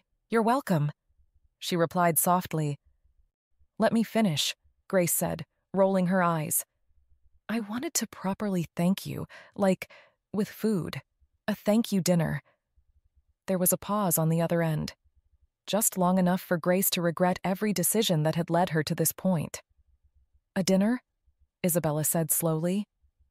With you? Grace shifted the phone, nerves suddenly real. Yeah, just dinner. I cook, you show up. A thank you, not anything weird. There was a pause, not the good kind. Then Izzy spoke, careful and clipped. Grace, I don't think having dinner at a student's apartment is a great idea. Grace's smile faltered. Right. Because that's where we draw the line? But picking up a drunk student off the sidewalk in the middle of the night? That was totally professional? Silence. Then softer. Look, I get it. This is probably a bad idea. But it's not about crossing a line. It's just me wanting to do something decent. No strings. Just dinner. More silence. A long breath on the other end. Are you alone? Izzy asked, quieter now. Grace blinked. Yeah, just house-sitting for my parents. They're out of town. Another beat. Then, text me the address. I'll come by, but I'm not staying late. Grace let out a slow breath, half laughing. Noted. I'll make sure the food's good enough to make you rethink your escape plan. Doubtful, Izzy said, but not without a flicker of amusement. See you soon, Grace. The line clicked. Grace stared at her phone, then dropped it onto the couch and groaned into a pillow. The dog, unimpressed, blinked at her from across the room. Don't judge me, she muttered. That's how it feels to have a crush. Grace didn't cook often, but when she did, she went all in. Pasta, roasted vegetables, something green to make it look intentional. Her parents' house was spotless, quiet. The dog had been ignoring her all day. Typical. When the doorbell rang, she nearly dropped a plate. Izzy stood on the porch in a long coat, wine bottle in hand. Grace stepped aside. The dog trotted over immediately, tail wagging like he'd been waiting for her specifically. "Oh," Izzy said, crouching to scratch behind his ears. "You're friendly." Grace folded her arms. "He's never that affectionate with me." Izzy smirked. Maybe he's just got standards. They ate at the kitchen table. Easy enough. The food didn't burn, and the wine helped. "You're a good cook," Izzy said. Grace grinned. "That's how I get 'em. A surprising number of women are into pasta." Izzy didn't smile. So there was a hidden agenda. Grace raised a brow. "Wouldn't be me if there wasn't." Izzy's eyes lingered on her. "You always do that." Grace blinked. "Do what?" "Turn everything into a joke, a performance." Her tone wasn't harsh, but it wasn't soft either. "You're vague on purpose. Like if you keep things blurry, no one can see too clearly." That landed heavier than Grace expected. She sat back a little. "Okay. Well, so do you." Izzy's eyebrows lifted just slightly. "I've been trying to get to know you," Grace said. "And I still don't know anything real. You're like this enigma wrapped in a deadpan stare." Izzy didn't respond, but she didn't look away either. Grace leaned forward, voice a little quieter. "You call me vague, but I've tried. You never let anything through. Half the time I don't even know if you like me or if I'm just someone you haven't blocked yet." The air between them shifted. "I wasn't always like this," Izzy said, guarded. Grace stayed silent. Izzy continued. "Back in Italy, with her." Her voice lowered, but it stayed steady. "At the start, she gave me everything, or made it feel that way. And I gave it all back. More than I even realized I had." She paused, gaze drifting. Not away, but back. "That first day in the library," she said. "You came up to me like it was nothing. All confidence and clever lines. I told you that you weren't my type." She looked at Grace again. "I said that because you were exactly my type. That was the problem." Grace didn't speak, but something in her chest pulled tight. "She was like that too," Izzy said. "Could light up a room, make you feel like the most interesting person alive. I fell for it, for her, fast." Her voice thinned. "By the end, I felt emptied out, like there was nothing left in me she hadn't taken or twisted. It wasn't just heartbreak. It was losing parts of myself I didn't know I'd handed over." Grace's expression softened. "You think I'm like her." "I think," Izzy said, eyes locked on hers, "you remind me of how she was in the beginning. Bright, charming, addictive, impossible to ignore." That hit harder than Grace expected. "But not trustworthy." Izzy shook her head slowly. "I didn't say that. I said, I can't risk it." Grace looked away, swallowing something heavy. The dog, still curled up at Izzy's feet, let out a soft sigh, blissfully unaware. Silence stretched. Then Grace asked, quieter now, "So what are we doing, Izzy?" Izzy didn't answer right away. Finally, she said, "I don't know." And that somehow felt honest enough to stay in the room between them. The room stayed quiet long after the conversation ended. The plates sat forgotten on the table, and the dog had started snoring softly under Izzy's chair. Grace stood first, collecting a few dishes without speaking. The silence wasn't tense, exactly, just fragile. Izzy stood too, her fingers brushing against the edge of the table before she dropped them back to her sides. "You want to stay for a bit?" Grace asked, not quite looking at her. "I was going to put on a movie. Something dumb." Izzy raised an eyebrow. "Dumb sounds about right. As long as there are explosions and zero emotional depth, I'm in. Grace almost smiled. Wow, a sense of humor. That only took, 3 months? Izzy gave a small shrug. I'm a slow burn. They moved to the living room. Grace queued up a movie, something light, inconsequential, the kind of film with too many sequels and not enough plot. They didn't talk much as it played. The dog sprawled out across both their feet. Grace sat at one end of the couch, Izzy at the other. At some point, Grace shifted slightly closer. Not enough to touch, just enough to blur the line of distance. Izzy noticed, didn't move. The credits rolled eventually, unnoticed until the room dimmed. Grace reached for the remote but didn't press anything. I should probably go, Izzy said, even though she didn't sound like she meant it. They walked to the door in silence. When Izzy turned to face her, they were standing too close. Grace didn't back up. Her voice came soft. I really want to kiss you. Izzy's eyes flicked to her mouth, then back. Grace added, barely above a whisper, but I won't. A beat.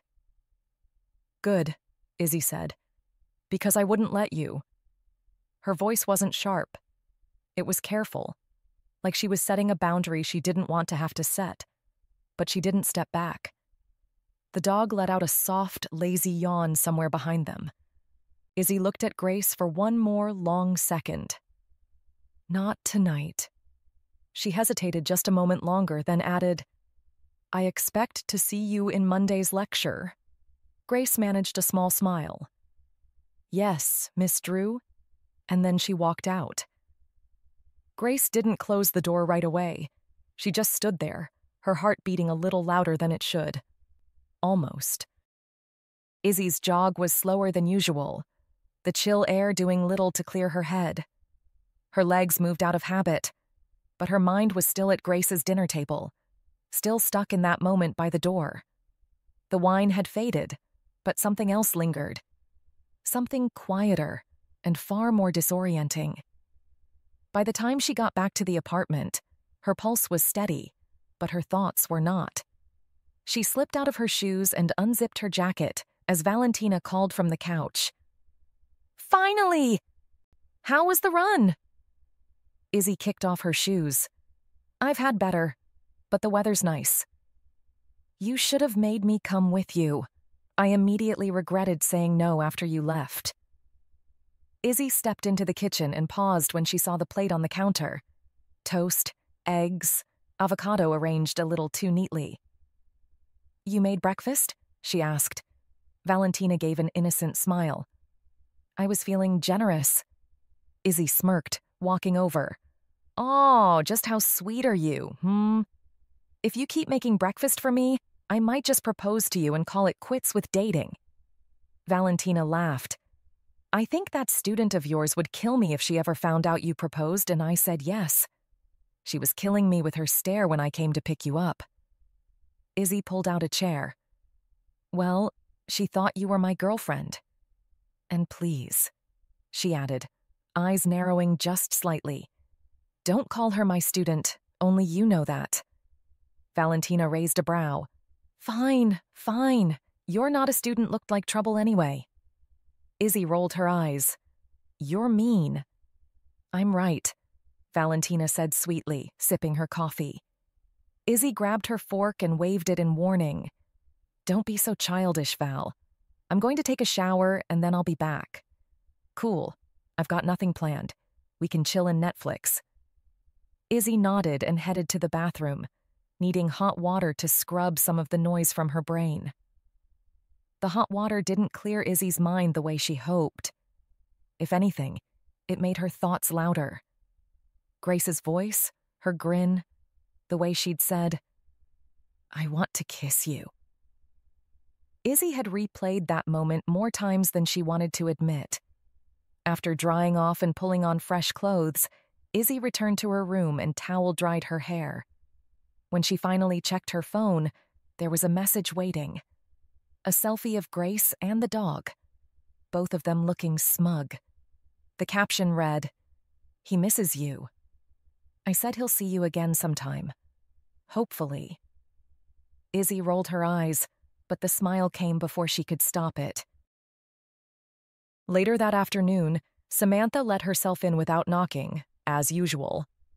"You two better not have started anything without me," she called, dropping her bag by the couch. "In the kitchen," Valentina replied, far too casually. "Also, Bella went on a date." Izzy looked up sharply. "Seriously, Val? What? It's not like you're hiding it very well." Samantha turned, intrigued. "Wait, who?" Valentina smirked, like she'd been waiting. "The girl from the party." Samantha blinked. "Grace?" Izzy didn't answer. "Oh my gosh," Samantha sighed. "You actually went on a date with her?" "It was just dinner," Izzy said, a little too flatly. Sam leaned against the counter as she crossed her arms. "Come on, Grace? Really?" Izzy met her gaze unflinching. "Yeah, really." Sam narrowed her eyes. "You know she cheated on her last girlfriend, right?" "Yes, we've talked about it." Valentina blinked, taken aback. "Wait, what?" Izzy gave her a look. "It's not a secret. She told me." Valentina's tone sharpened. "And you still thought dinner was a good idea?" Izzy's jaw tightened. "I'm not stupid, Val." "I didn't say you were," Valentina said, stepping forward. "But that kind of history doesn't just vanish. You, of all people, should know that." Izzy's expression darkened. "Don't bring her up." "Why not?" Val shot back. "You stayed with Ernesta while she broke you in slow motion. We're allowed to worry when it starts to look familiar." "We're not trying to fight," Samantha added gently. "We just don't want to watch you go through that again." Izzy exhaled, arms crossed. "This is different." Valentina didn't look convinced. "Just don't let some charm blind you to chaos again." "I won't." Sam gave her a long look. "Promise us you'll be careful." Izzy nodded once. "I promise." It had been a few weeks since dinner at her parents' place. Since then, Grace had started showing up to lectures. She sat closer to the front now, took real notes, even asked the occasional question. She didn't joke as much. At least, not in class. As the room emptied after the last lecture of the day, Grace lingered. Izzy was still packing up her things when she finally looked up. "Need something?" "Nah, just wanted to say hi, or bye, whichever." Grace glanced around, like she hadn't quite decided which. Izzy paused. "You stayed behind just to say hi?" Grace gave a half shrug, like it wasn't a big deal. "Maybe." Izzy let out a breath that almost sounded like a laugh. "Teacher's pet." "You wish." Grace grinned, and this time it came easy. Izzy tilted her head, eyes narrowing just slightly. "All right. So what do you actually want?"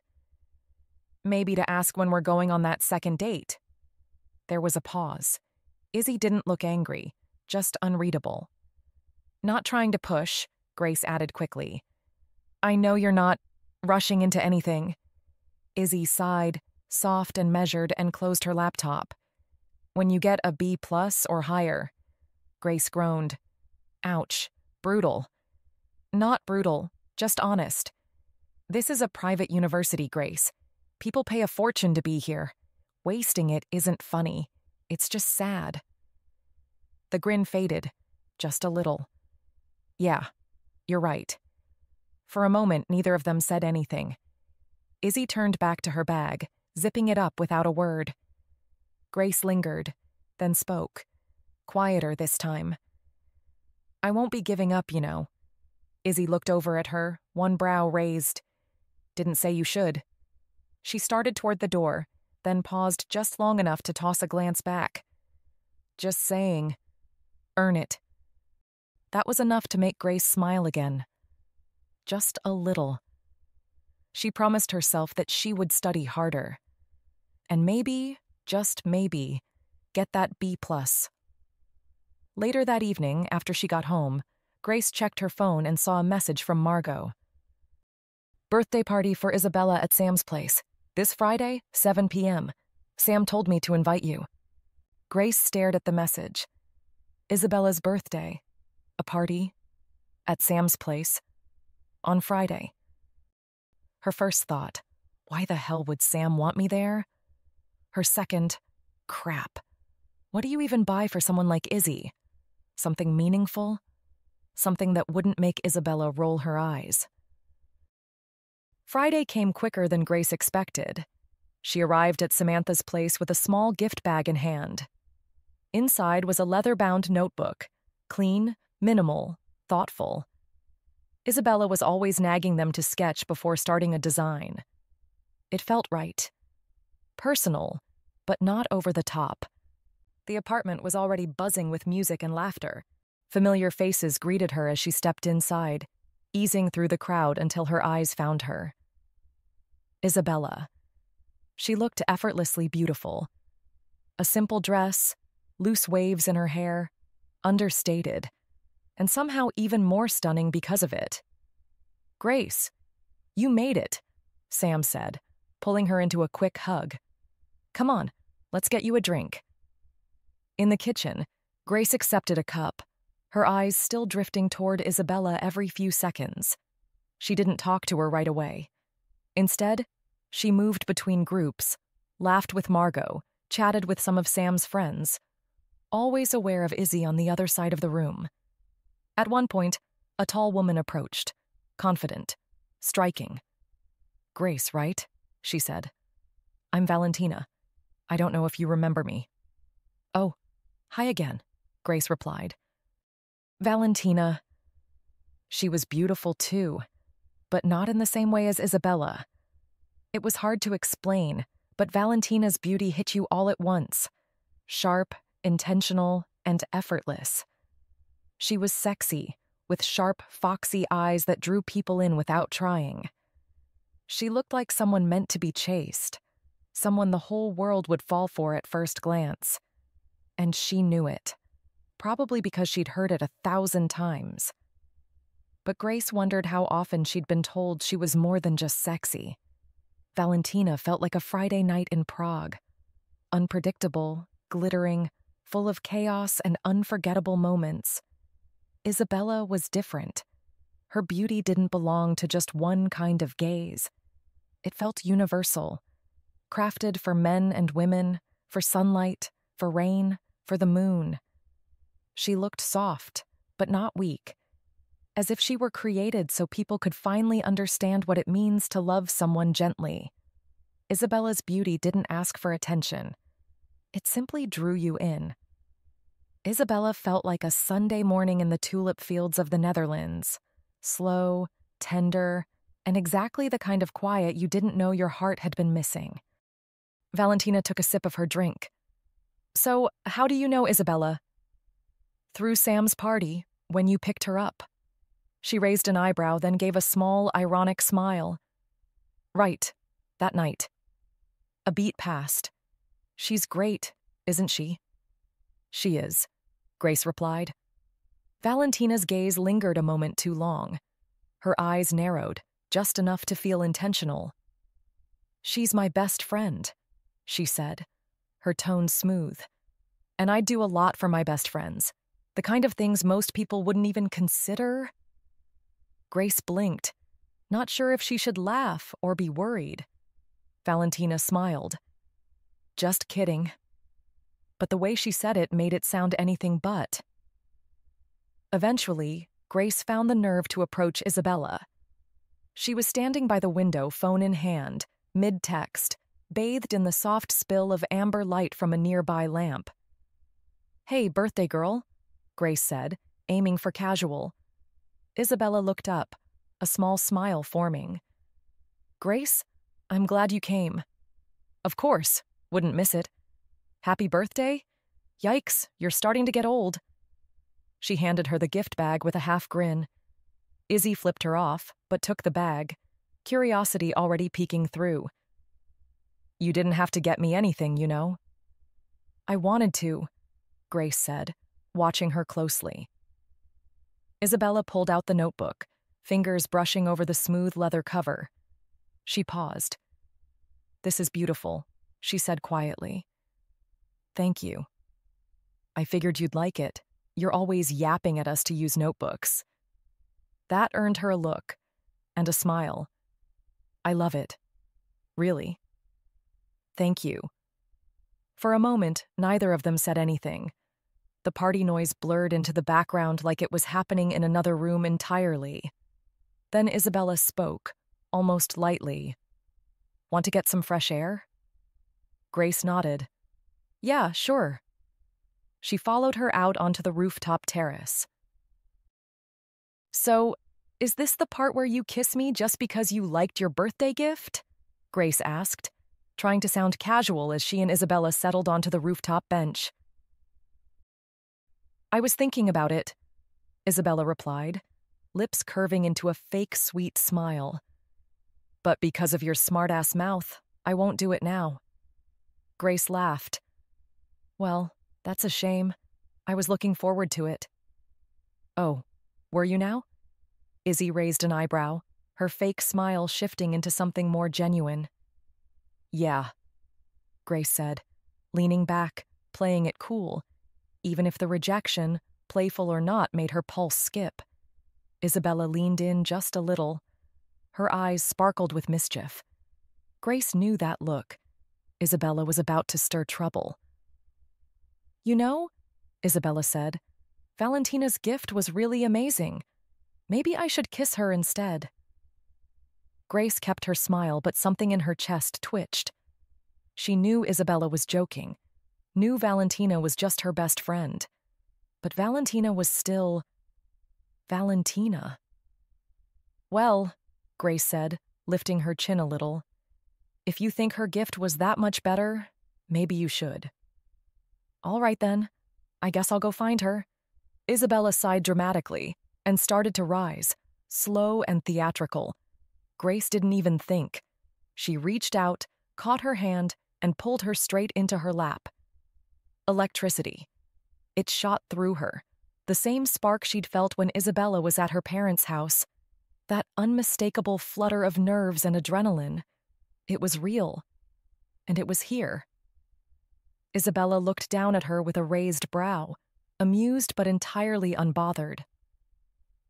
"Okay, Isabella," Grace said with a grin tugging at her mouth. "What exactly did Valentina get you?" "Socks." Isabella stuck out her tongue and broke into laughter. "Oh, come on." Grace groaned, rolling her eyes. "Socks? Really?" "Yeah," Isabella said between giggles. "But they're really nice socks. Warm and fuzzy." "Well, I'm glad Valentina's keeping your feet warm," Grace muttered sarcastically, though her hands were still settled firmly at Isabella's waist. "You know," Isabella said, leaning in, "you're kind of cute when you're jealous." "I'm not jealous," Grace protested, though her cheeks betrayed her, flushed and hot, and probably obvious. "Sure you're not," Isabella teased. "Your ears are turning red, by the way." "They are not," Grace groaned, trying to keep a straight face. "Oh, they definitely are." "It's adorable," Isabella whispered, eyes glinting. "Adorable? Seriously? Only the elderly call me adorable. I'm going for charming, smart, funny, the brightest student in the room, thank you very much." "Nice try," Isabella said, "but you're stuck at adorable." Grace narrowed her eyes, trying to shift focus. "So, what else did Valentina get you besides socks?" "Wouldn't you like to know?" Isabella whispered. "Maybe she got me something even better." "Better than socks? Impossible," Grace shot back, smiling again, though her heart thudded fast in her chest. "Fine, you got me. The socks were the highlight." Isabella's voice dropped, softer now. "But you know what's even better?" "What's that?" Grace asked, breath catching. "This," Isabella whispered as she leaned in and closed the space between them. The kiss landed softly, but with certainty.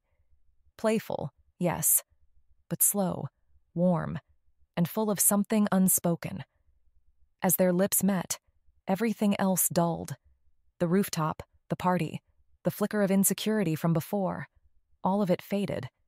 None of it mattered now. Not with Isabella's lips on hers. Not with the feel of her fingers curling at the back of Grace's neck, pulling her closer. Grace sank into the kiss, into the moment, into her.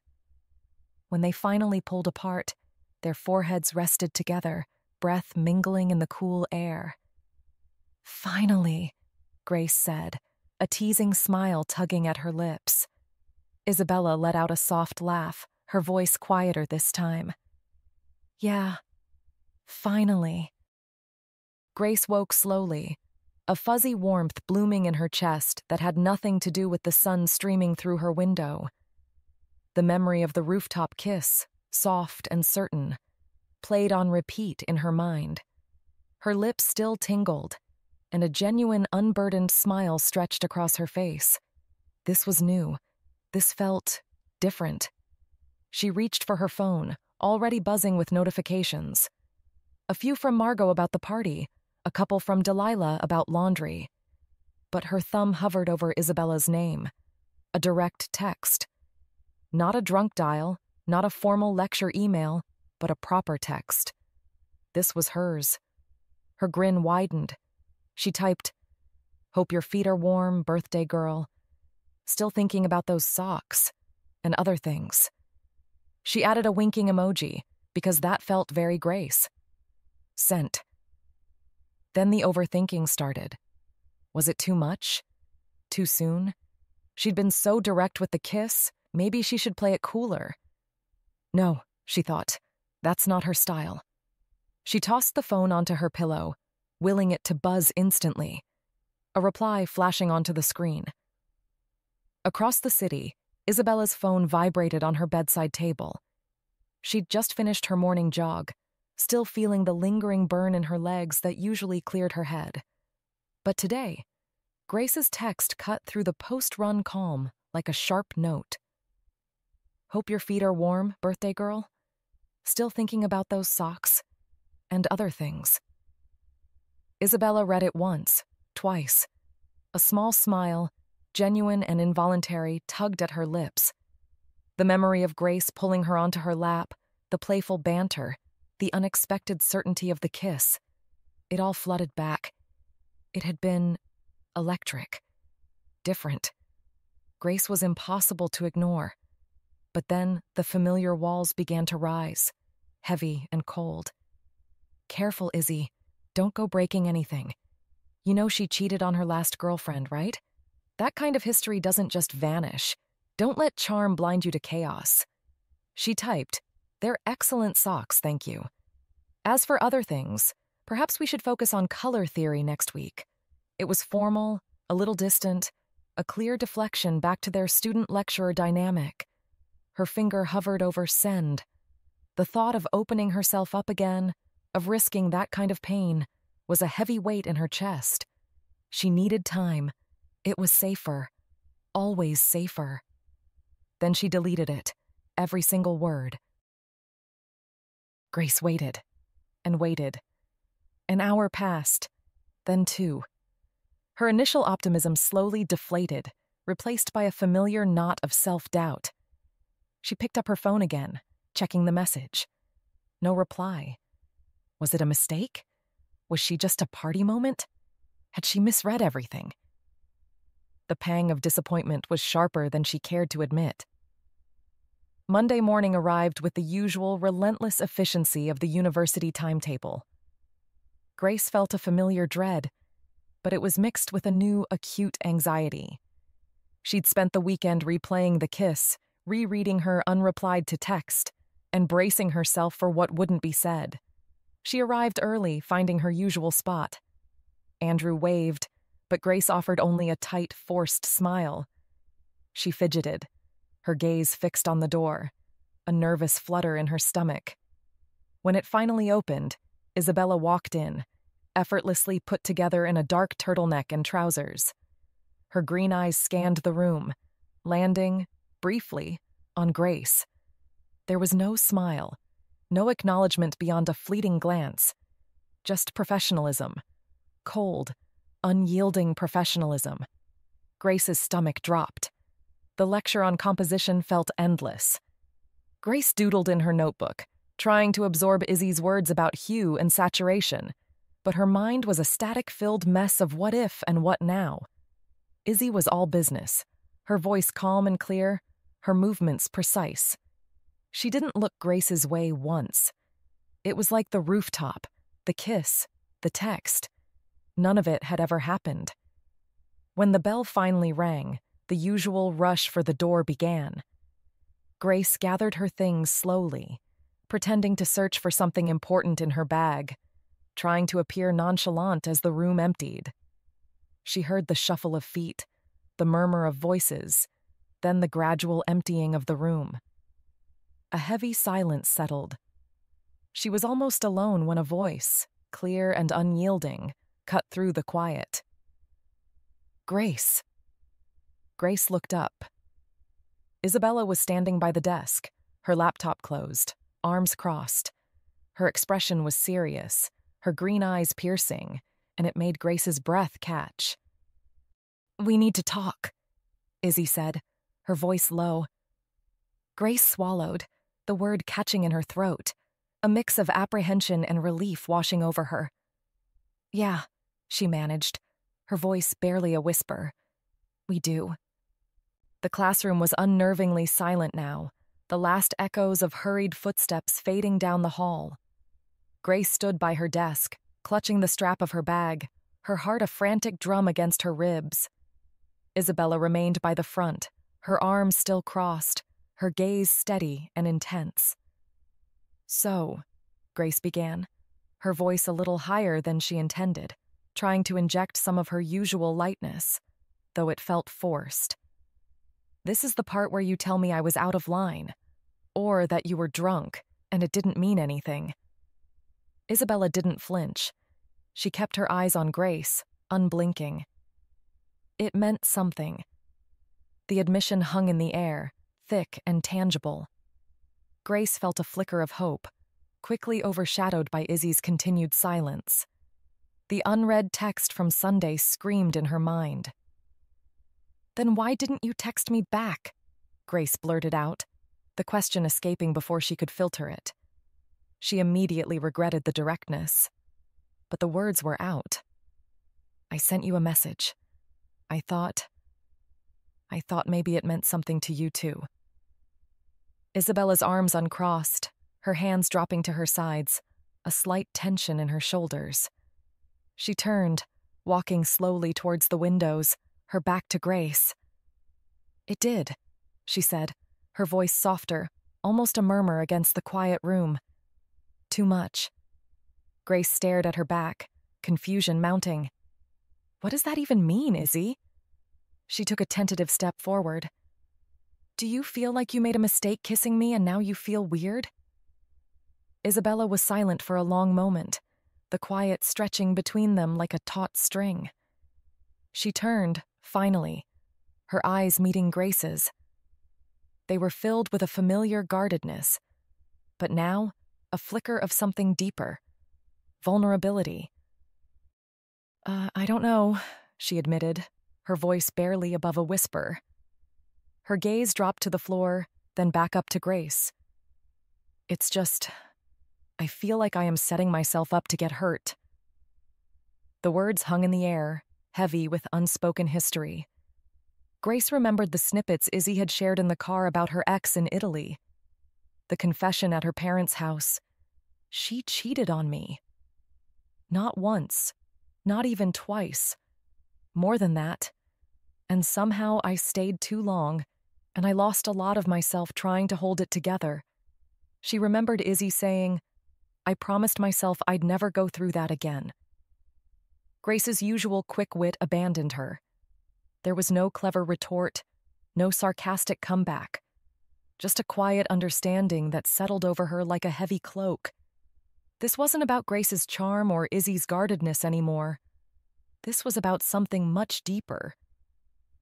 Grace took a slow breath, her own past flitting uncomfortably through her mind. The casual way she'd moved from relationship to relationship. The flippant manner in which Margot had mentioned her cheating with Rosie. Izzy's fear wasn't just about her ex. It was about Grace, too, and the messy history that sometimes followed her around. "I know," Grace said, her voice soft, devoid of any performance. "I can't change what happened before, and I wouldn't ask you to just forget what you went through." She met Izzy's gaze steadily. "That hurt is real, Izzy. It made you who you are." Isabella's eyes searched Grace's, a flicker of something unreadable in their green depths. "I can't risk it," Izzy reiterated, her voice a bare whisper now, a tremor of vulnerability beneath the words. Grace nodded slowly. "I get it." She moved a step closer, not invading Izzy's space, but simply being present. "So, let's not try to change the past. Let's just focus on right now, and maybe what comes next, if anything." She offered a small, tentative smile, one that reached her eyes, devoid of her usual mischievous glint. No labels, no expectations, just us getting to know each other, like we do now, with all the university projects, and maybe, just maybe, a coffee outside of lectures sometime. No pressure, just seeing what happens. Isabella watched her, her expression slowly softening from guardedness to something closer to surprise. She hesitated for a long moment, the quiet stretching. Then a nearly imperceptible nod. "Okay," Izzy said, her voice barely audible. "That I could try." Grace's heart gave a quiet leap. "Good," she murmured, a genuine warm smile spreading across her face. "That's all I was asking for." They stood there for a few more beats, the classroom feeling less stark, more like a space where something fragile but real had just been acknowledged. As Isabella gathered her laptop and notes, Grace let out a soft laugh, bringing a hint of her usual irreverence back, but with a deeper meaning. "Just a few more weeks until I get my grades back," Grace said, her eyes glinting with playful challenge. "I'm still hoping for that B+, you know, for science and other things." She winked, the playful jab softened by the honesty that had just passed between them.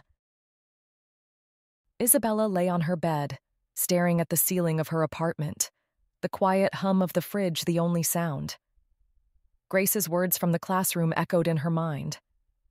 No labels, no expectations, just us getting to know each other, like we do now, with all the university projects, and maybe, just maybe, a coffee outside of lectures sometime.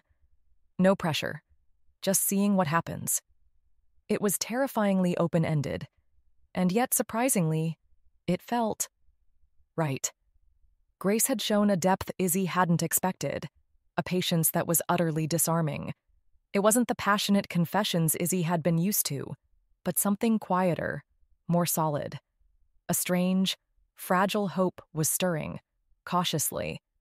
Her phone, resting beside her, buzzed with an incoming message. She picked it up. Haley. "Hey, Danny and I are finally settled back from Europe. Throwing a super chill get-together at our place this weekend, just the old crew. Figured a proper catch-up was long overdue. You in?" Izzy felt a genuine smile tug at her lips. Haley and Danny. Their apartment. That was a safe space, full of comfortable familiarity. A chance to unwind with people who knew her history, who understood her without needing explanations. Izzy. "Sure, text me the details." She placed her phone down, a faint sense of anticipation bubbling. It would be good to see them all. Haley and Danny's apartment felt lived in and warm, a comfortable blend of Haley's meticulous order and Danny's relaxed chaos. Bookshelves were neatly arranged, but a stray skateboard leaned against the wall. The scent of coffee lingered, mixed with something vaguely earthy. When Izzy arrived, Danny was already sprawled on the living room rug, laughing at something Sam was saying while Kate silently dealt cards for a game. "Izzy, finally!" Sam practically bounced, pulling her into a quick hug. "Haley, look who made it!" Haley grinned, stepping forward with an easy familiarity. "Hey, good to see you. How was the commute?" "Tolerable," Izzy replied, a small smile touching her lips.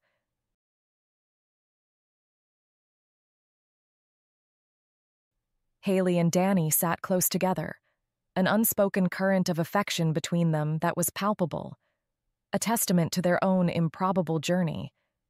It was a comfortable kind of intimacy, one born of friction and deep understanding. As the night progressed, filled with easy laughter and shared memories, the conversation drifted, as it always did, to life, work, and the inevitable messy parts of being a young adult. "So, Izzy?" Haley asked at one point, her gaze sharp but friendly, catching Izzy's eye over her mug of tea.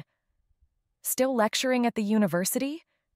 Any interesting challenges in your life lately?"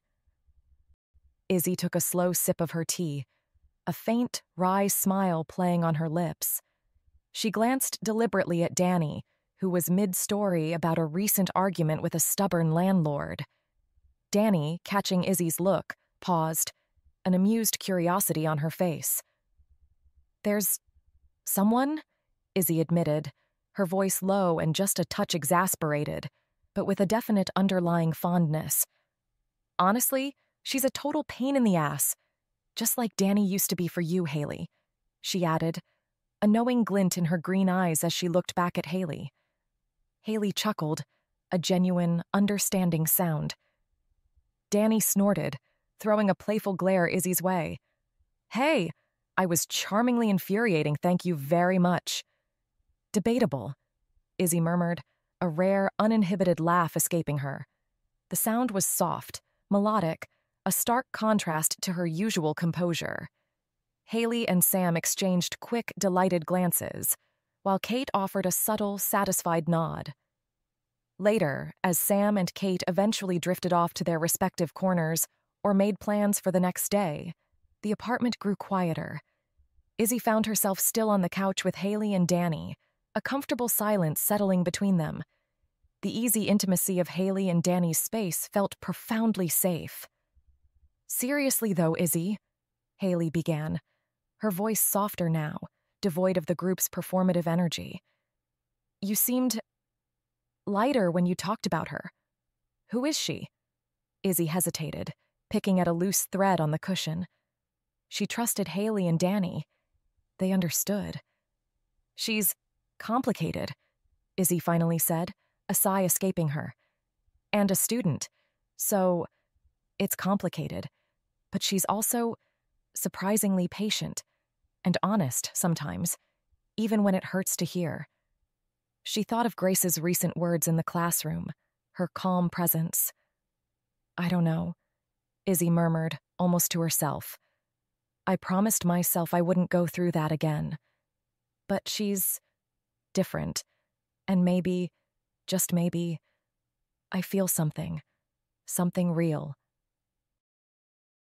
Danny finally spoke, her voice low and steady, entirely devoid of her usual teasing. She leaned forward slightly, her blue-green eyes holding a deep, knowing warmth. "Trust me, Izzy," Danny said, a faint positive smile touching her lips. "The best ones almost always are the complicated ones, the ones that challenge everything you thought you wanted. They're usually worth the trouble." She met Izzy's gaze. "Just be careful, but don't let fear stop you from something that feels right." Izzy met her gaze, a flicker of gratitude passing between them. Danny understood, more than anyone else. It was a shared, unspoken history of complex feelings and unexpected connections. The quiet space between them felt like a difficult but real promise. Isabella then turned her head, catching Haley's eye. A faint, teasing smile played on her lips, a glint of genuine amusement in her green gaze. "So," she began, her voice light, referencing the years of contention and the unlikely path they'd all observed. Was she worth it? Haley chuckled softly, her cheeks flushing a delicate pink. She leaned her head gently on Danny's shoulder, her gaze meeting Izzy's with a warmth that was almost disarming. "Absolutely," Haley said, her voice soft and utterly confident, without a moment's hesitation. "Every single bit of it. Worth it." Isabella stepped away from her canvas, wiping a smudge of paint from her thumb. The early morning light filtered into her studio apartment, illuminating the half-finished piece that had consumed her thoughts. She picked up her phone, which was resting on a nearby stool. "Izzy, how's the final project coming along? Hope you're not planning on submitting anything that'll make me question my grading standards." A reply came almost instantly, surprising her. "Grace, don't worry, by this rate, I won't get a B and you won't need to go on a date with me."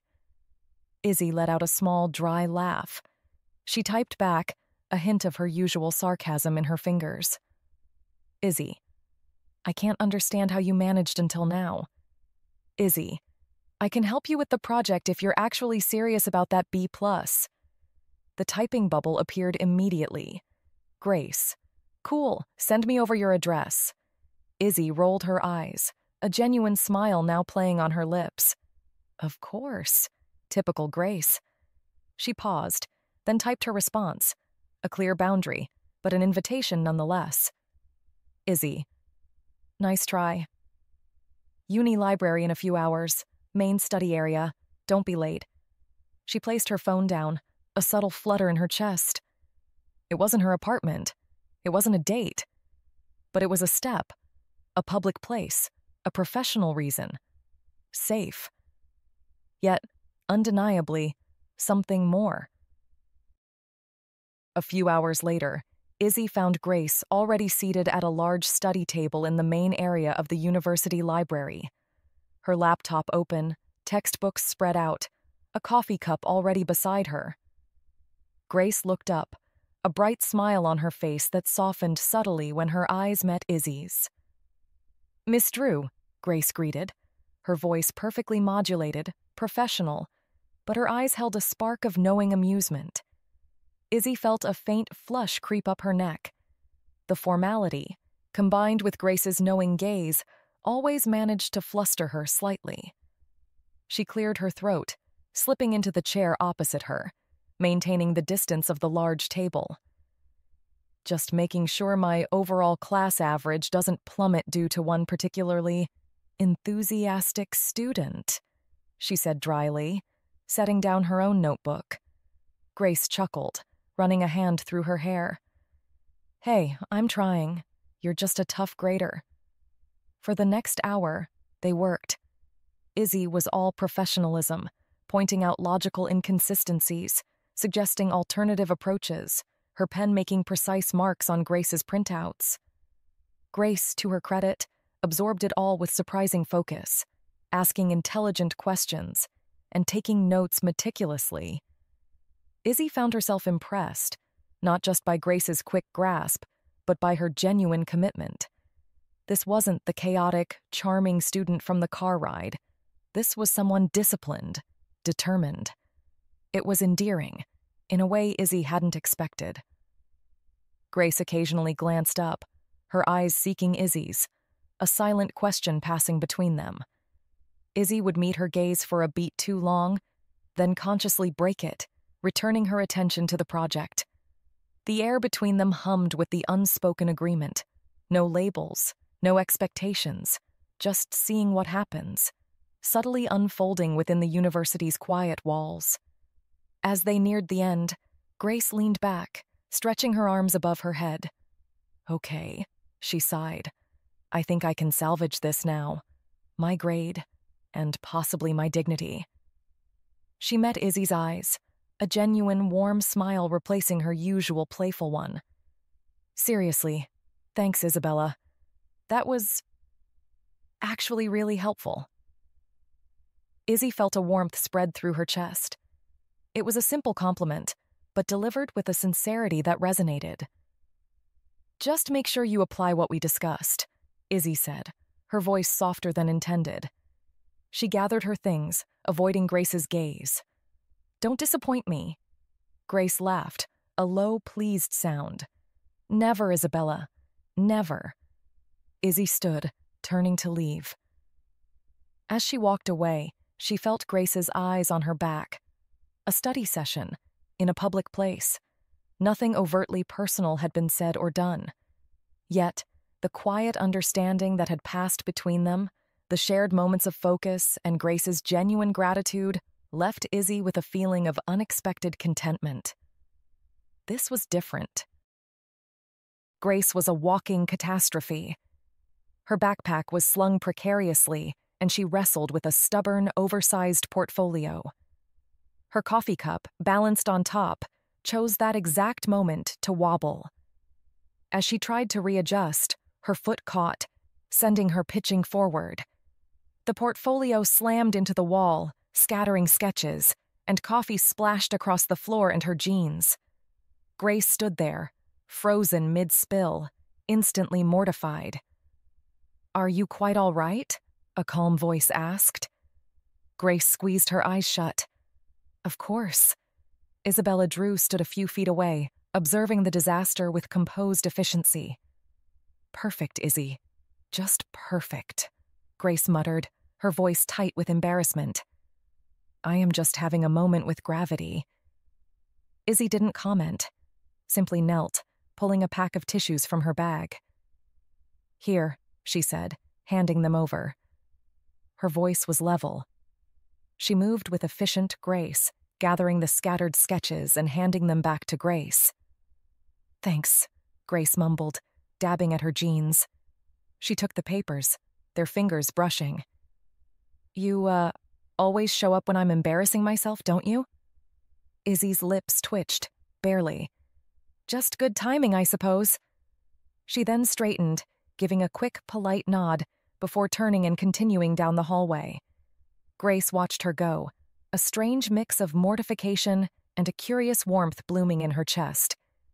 It was a small thing, a simple act of help, but coming from Izzy, it felt significant. No lecture, no dry comment about Grace's clumsiness, just quiet, unexpected assistance. It reinforced Grace's growing belief. Izzy might be guarded, and she might be her lecturer, but beneath the composure, there was a quiet kindness she was slowly, carefully starting to glimpse. The university's grading portal felt like a loaded weapon. Grace stared at the screen, a familiar dread coiling in her stomach.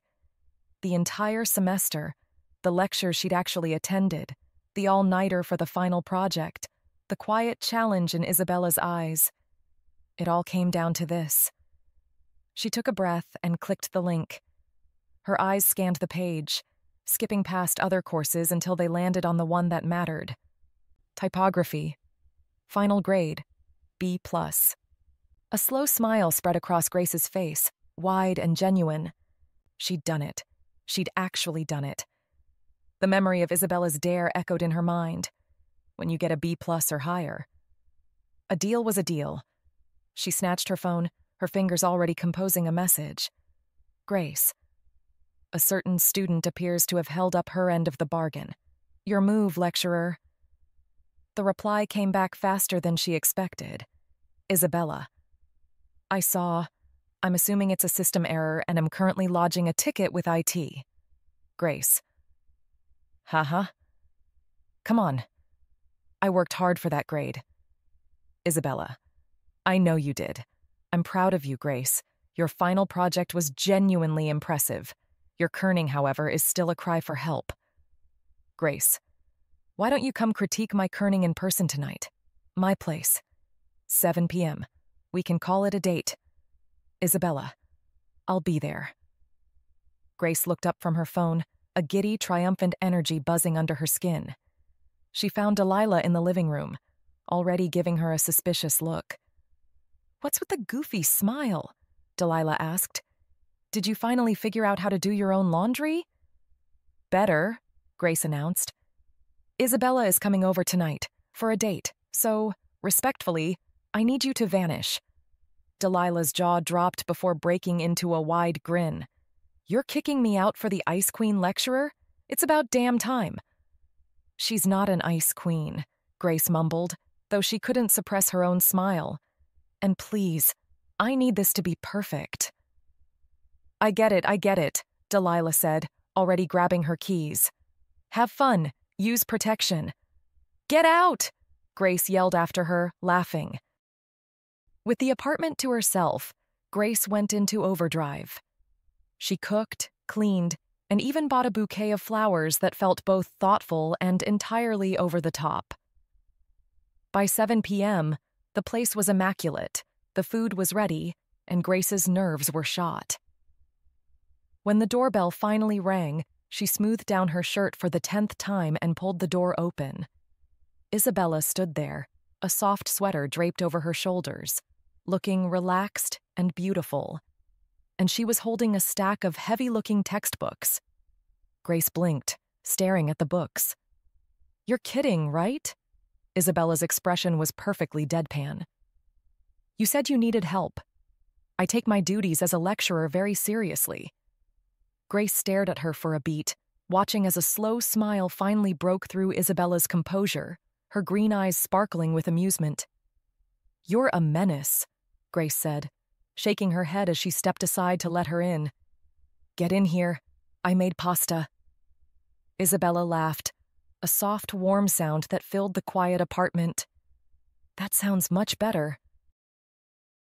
The plates were cleared, the wine glasses were half empty, and a soft, ambient melody drifted from the speakers in Grace's living room. The evening had settled into a comfortable quiet, a stark contrast to the nervous energy that had buzzed under Grace's skin just hours before.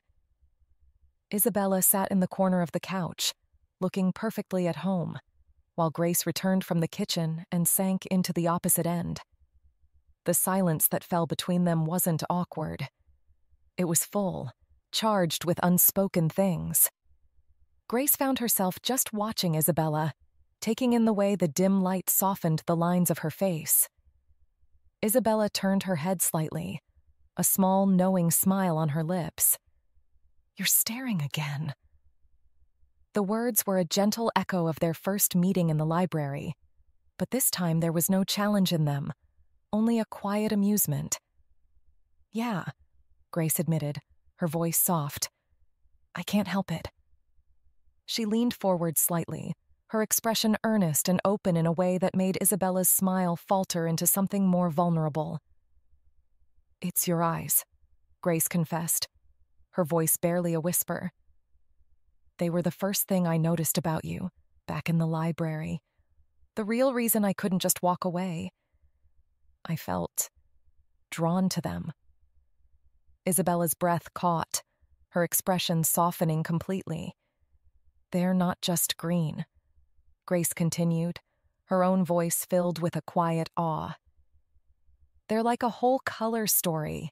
There's this bright, clear emerald, but then there are these flecks of gold around the center. And when the light hits them just right, I swear they hold every shade of a forest after it rains. I've never seen anything like them.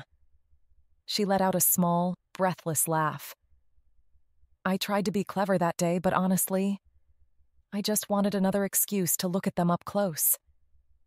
The room was silent for a long moment, the music a distant hum. Isabella finally let out a slow breath, her eyes shimmering with an emotion Grace had never seen in them before. Well, Isabella murmured, her voice thick with feeling. I don't think anyone has ever really seen them before. She leaned in, her hand coming up to cup Grace's cheek, her thumb stroking softly against her skin. A wry, tender smile touched her lips. Thank you, she whispered, for the very thorough color theory analysis. Her gaze dropped to Grace's mouth, a playful glint in her eyes. Though, in the spirit of academic fairness, I feel I should conduct my own study on this very specific shade of rose. And with that, she closed the final inch of space between them. The kiss was slow, deep, and full of all the words they hadn't known how to say. It was a thank you, an acceptance, and a promise, all at once. The kiss deepened, lips parting with a slick, urgent heat as tongues tangled and danced, tracing secrets and desires too fierce for words. Isabella's hand tightened in Grace's hair, pulling her closer until every inch of their bodies pressed together, skin slick with shared warmth. A soft, breathy moan slipped from Grace's lips, barely more than a whisper, but it sent a shiver racing through Isabella's spine. That tiny sound broke the last fragile restraint, and Isabella's mouth crashed back onto Grace's with a fierce, hungry passion, teeth grazing lightly before her tongue swept in to claim every trembling, gasping breath. Grace's own hands roamed desperately over Isabella's back, pulling her impossibly closer, their bodies a tangled mess of heat and aching need, every kiss igniting a wildfire that spread fast and unstoppable. The world had shrunk to this single frantic point of contact, a beautiful, chaotic inferno on Grace's couch. Click, rattle, jiggle. The sound from the front door was a gunshot in the quiet room. They flew apart as if they'd been thrown, a mess of tangled limbs and wild-eyed panic. Grace's heart hammered against her ribs.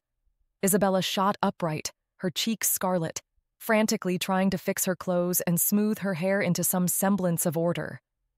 They stared at each other for a wild second, a silent, shared, "oh crap," passing between them. The door swung open and Delilah breezed in, mid-rant.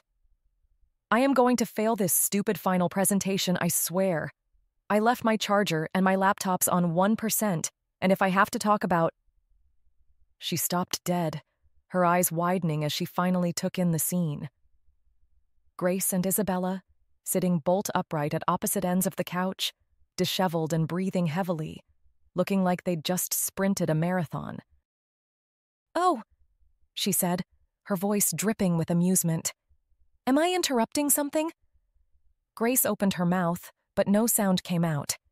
She just stared, mortified. Isabella, however, collected herself with surprising speed. She stood, offering a tight, polite smile.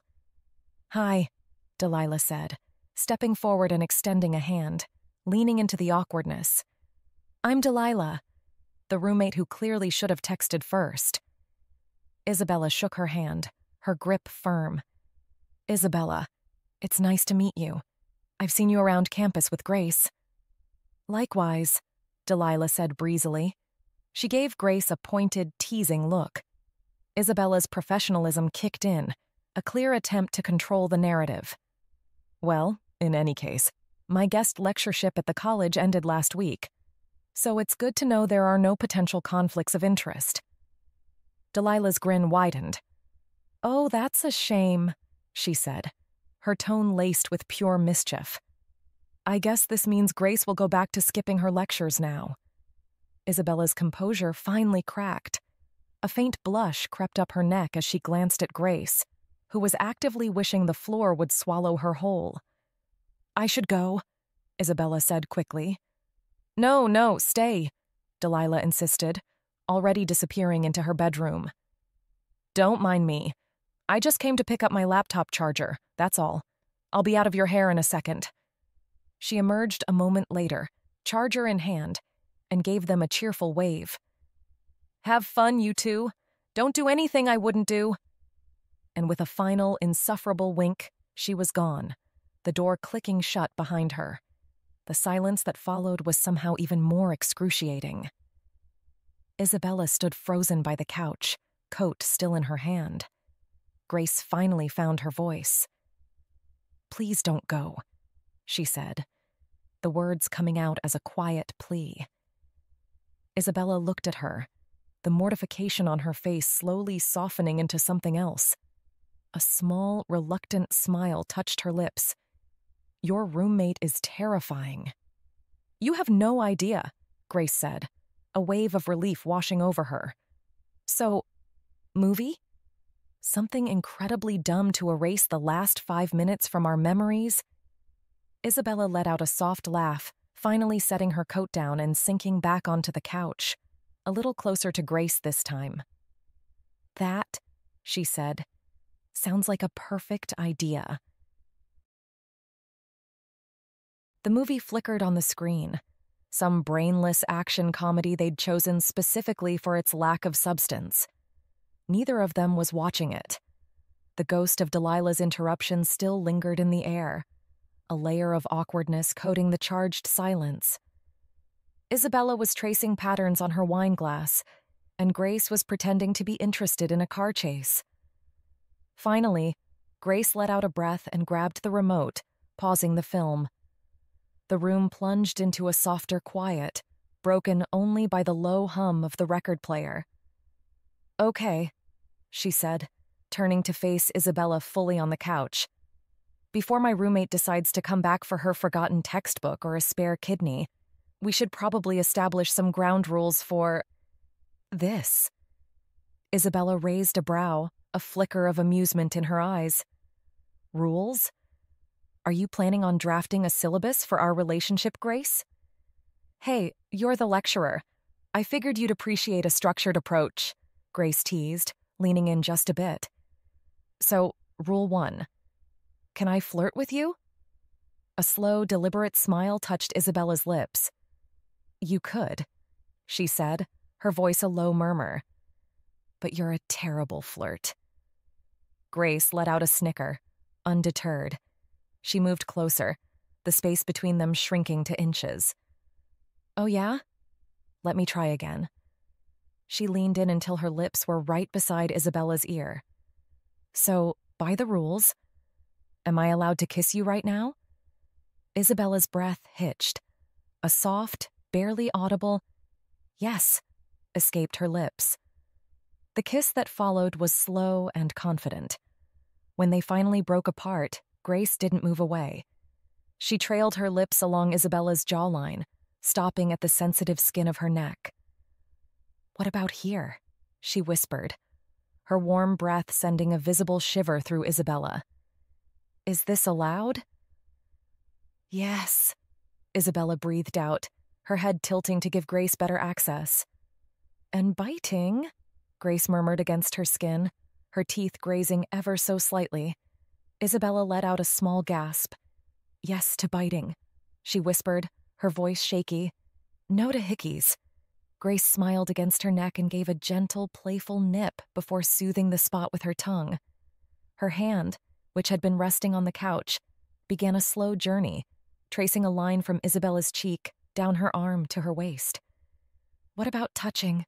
she murmured, her hand coming to a stop, her fingers splayed against the fabric of Isabella's sweater. Isabella's only answer was a soft whimper as her body instinctively pressed closer. "Yes," she managed to say. Grace moved her mouth back to Isabella's ear, her voice dropping to its lowest, most intimate register. "Can my hand travel higher?" "Yes," Isabella breathed, her eyes fluttering shut. "It can." Grace's hand began its slow ascent, her fingers ghosting over Isabella's ribs. She felt Isabella's body tense in anticipation, her back starting to arch into the promised touch as Grace's hand moved higher and higher, stopping just shy of her breast. The air was thick with it, the want, the need, the exquisite tension of the moment. Grace pulled back just enough to look down at Isabella's face, a wicked glint in her eyes, and then she tickled her. Isabella's eyes flew open with a shocked yelp, her body convulsing not with passion, but with a sudden, helpless burst of laughter. "Grace!" she shrieked, trying and failing to bat her hands away as Grace launched a full-scale tickle assault on her ribs. You are... Stop!" The carefully constructed tension shattered into a million pieces of breathless, unrestrained giggling. Isabella was a writhing, laughing mess in her arms, and Grace couldn't stop her own laughter as she finally relented, pulling Isabella into a messy, comfortable hug. "Rule number 2, Grace whispered, nuzzling into her hair. "I'm always in charge of the fun." The 2 days following Isabella's visit were a strange mix of giddy relief and low-grade anxiety. The kiss on the couch, the real one, the one uninterrupted by roommates and followed by laughter instead of panic, had replayed in Grace's mind on a loop. It felt solid, real. But the space between moments like that was always the hardest part. Grace was scrolling aimlessly through her phone on Tuesday afternoon when a message popped up. Isabella, there's a new exhibition at the downtown gallery. Modern Surrealism.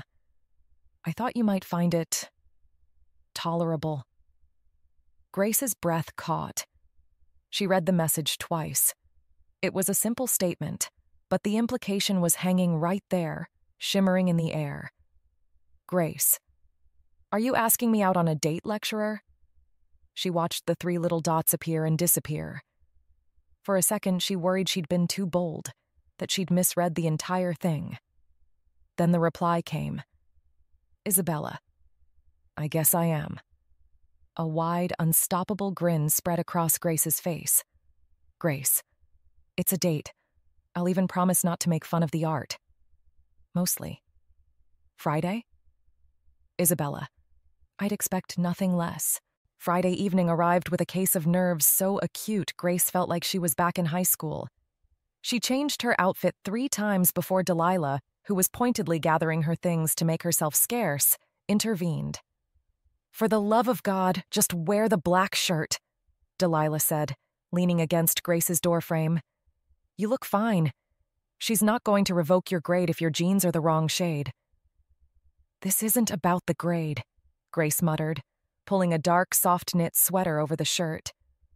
This is different. I'll say, Delilah smirked. I walked in on you 2 practically melting my couch. I think you're past the first impression stage. She grabbed her bag. Now I'm going to Margot's. Have fun. And please, text me if you need me to not come home tonight. Get out, Grace said, throwing a pillow at her, but she was smiling. They'd agreed to meet at the gallery.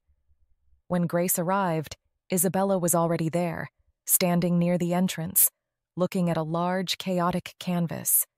She wore a simple, elegant black dress under a long beige coat, her blonde hair catching the low gallery light.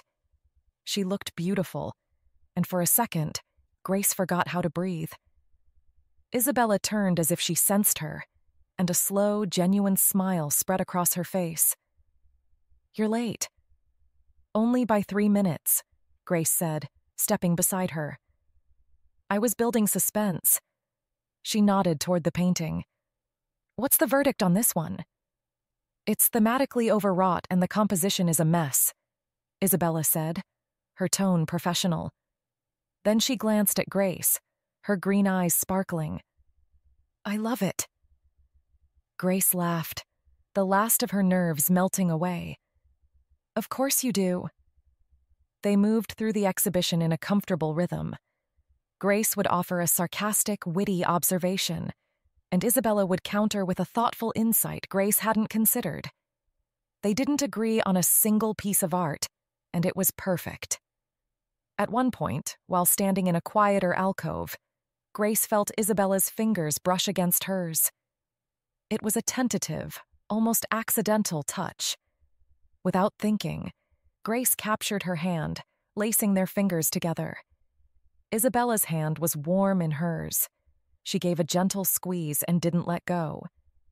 After they had seen the whole exhibit, they stepped back out into the cool evening air.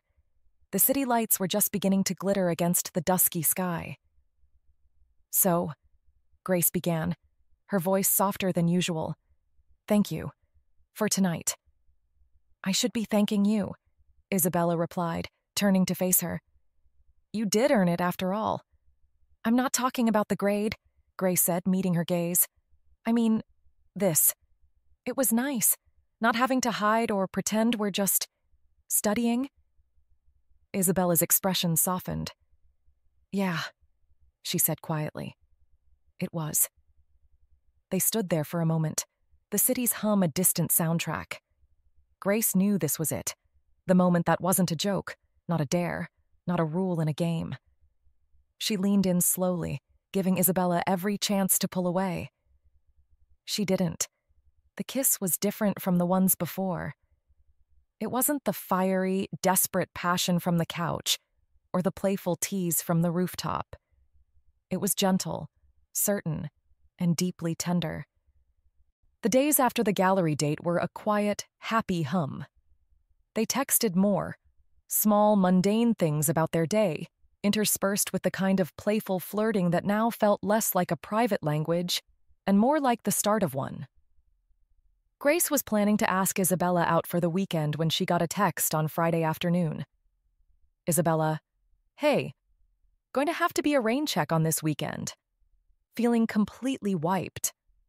Think I'm coming down with something." Grace's initial spike of disappointment was immediately replaced by a wave of genuine concern. She remembered how much Isabella pushed herself, how she rarely seemed to take a moment to just stop. Grace. Oh no. That sucks. Anything I can do? Need me to fight a virus for you? I'm scrappy.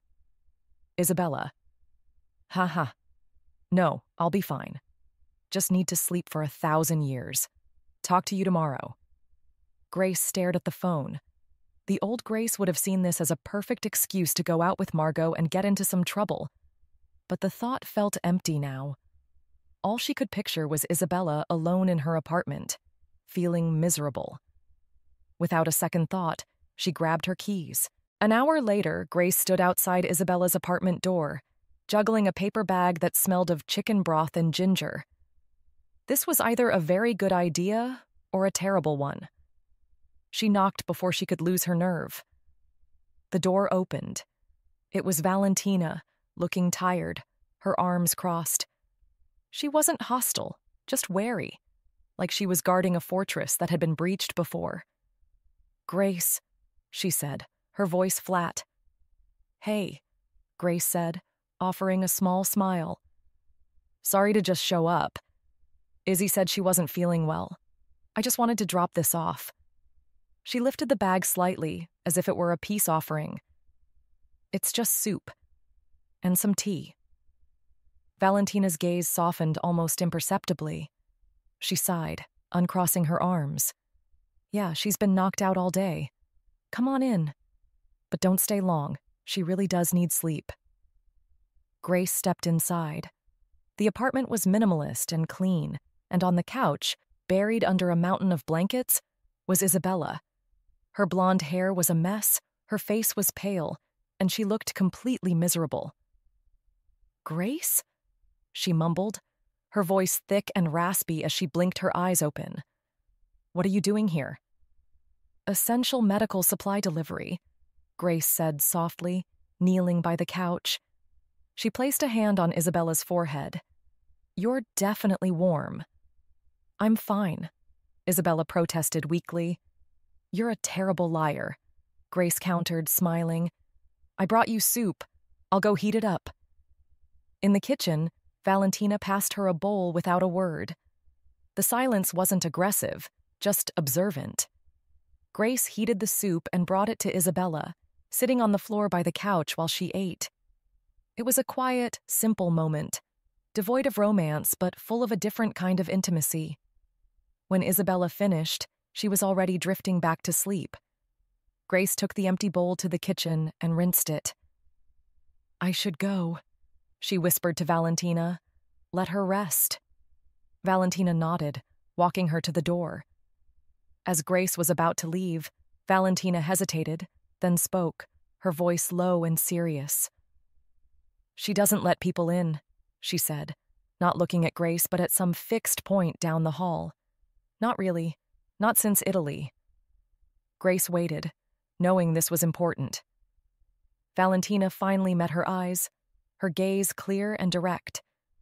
"The fact that you're here, that she let you see her like this, it means more than you probably realize. She's happy." She paused, and her expression became intensely serious. "That also means she's fragile right now. So I'm only going to say this once. Please, be careful with her." It wasn't a threat. It was a plea. From one person who loved Isabella to another. Grace looked back at the couch, at the sleeping form of the woman she was falling for. "I will," she promised. And she knew, with more certainty than she'd felt about anything in a long time, that she meant it. It had been 2 weeks since Isabella's cold, and things had settled into a rhythm that was both exhilarating and terrifyingly normal. The high-stakes moments, the tense classroom encounters, the dramatic party revelations, the rooftop confessions, had given way to something quieter. They spent evenings on the couch, not talking, just existing in the same space. They sent each other stupid memes. Grace learned that Isabella was ruthlessly competitive at Scrabble, and Isabella was reminded that Grace, when she put her mind to it, was a surprisingly good cook, approaching it with the same focus she gave her art.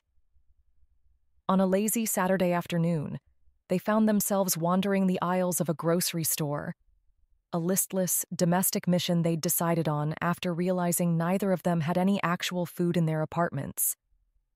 Isabella was seriously studying the labels on a wall of pasta sauces, while Grace leaned against the cart, watching her. Isabella had a small, focused frown on her face, the same one she got when critiquing a student's font choice. Grace had once found that expression intimidating. Now it just made her want to smile. "This is a monumental decision," Grace said gravely. "The fate of our dinner rests on your shoulders. Don't mess it up." Isabella glanced up, her expression breaking into a soft, amused smile. "You're the one who insisted on pasta tonight. You have forfeited your right to a sauce opinion." She tossed a jar of arrabbiata sauce into the cart. "We're getting this one. It's spicy. You'll have to deal with it." "I think I can handle it," Grace said, pushing the cart along. "I'm dating you, aren't I? I'm clearly developing a tolerance for things that are dangerously hot." Isabella just shook her head, but she was laughing, a quiet, genuine sound. She reached out and took Grace's hand, lacing their fingers together as they moved toward the checkout. It felt natural, easy. No one stared. The world didn't stop. It was just a normal Saturday. Back at Grace's apartment, the comfortable quiet continued. Music played softly from a speaker while they unpacked the groceries. Grace was putting things away, while Isabella leaned against the counter, sipping a glass of wine. "You know," Grace said, starting to chop some garlic, "Delilah is convinced you've performed some kind of magic on me. I cleaned my room this morning, voluntarily." "A true miracle," Isabella said dryly, her eyes sparkling with amusement over the rim of her glass. "I'll expect a nomination for sainthood." Grace shut the fridge door and turned, leaning back against it. She watched Isabella for a moment. At home in her kitchen, bathed in the lazy afternoon light, looking completely, unguardedly happy. And in that quiet, unremarkable moment, something profound settled in Grace's chest. This wasn't a chase. It wasn't a game or a challenge. This was just her life now. And it was better than anything she'd ever known. The easy smile on her face faded into something more serious. "Hey, Izzy?" Isabella lowered her glass, her expression shifting to match Grace's tone. "Yeah?" Grace pushed off the fridge and walked closer, stopping just in front of her. She took a breath. "What are we doing here?" The question hung in the air, simple and heavy. "Because," Grace continued, her voice softer now, stripped of all its usual defenses. "For me, all of this, it feels different. I don't want to just be seeing what happens anymore. I've never wanted more before." Isabella put her wine glass down on the counter, her full attention on Grace. Her eyes were clear and steady. "I know," she said quietly. "Me neither." She reached out, her hand coming to rest on Grace's cheek. "I was so scared in the beginning. Scared that you were a beautiful, charming mistake I was about to make. A repeat of everything I ran from." Her thumb stroked softly against Grace's skin. "But you're not. You're just you. You're patient and you're kind, and you showed up with soup when I was a mess." A small, watery smile touched her lips. "And I think I'm falling in love with you, Grace." Grace's heart stopped, then started again with a painful, joyous thud. She leaned in, resting her forehead against Isabella's. "I think I'm already there," she whispered. The 2 days after their kitchen confession were filled with a giddy, unspoken energy. The words, "I love you," hung between them, a beautiful, fragile new reality they were both afraid to disturb. They knew a conversation was needed, but neither seemed to know how to start it. On Monday evening, Grace's phone buzzed. It was a message from Isabella. "Isabella, I'm taking you out tomorrow night, 8 o'clock. Dress up." Grace stared at the message, a slow smile spreading across her face. Isabella was taking charge. "Grace, is that an order, Izzy?" Isabella, "Yes, don't be late." The restaurant Isabella had chosen was an intimate place downtown, with low lighting and white tablecloths. When Grace walked in, Izzy was already at a corner table, looking radiant in a dark green dress that made her eyes shine. "Wow," Grace breathed as she sat down. "Okay, I understand the dress-up order now." "I thought the occasion called for it," Isabella said, her smile soft and a little mysterious. The evening started perfectly. They talked and laughed, their hands often finding each other across the table. The world felt like it had shrunk to just the two of them, cocooned in the warm glow of the restaurant. And then the waitress came to take their order.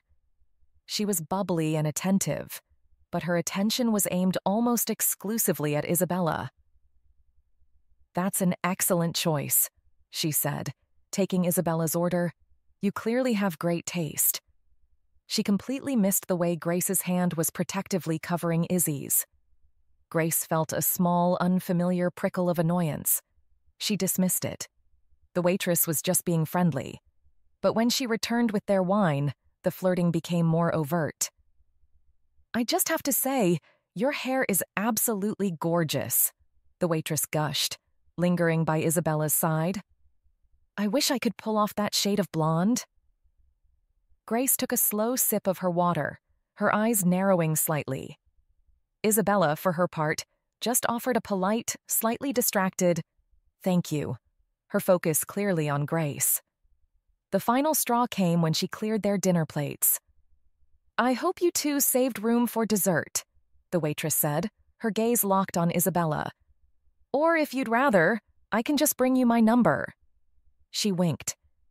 A sudden, sharp possessiveness flared through Grace. It was a feeling so foreign she barely recognized it. She had never been the jealous type. But this was Isabella. Her Isabella. Before she could stop herself, Grace's charming, easygoing smile snapped into place, but this one had an edge of steel.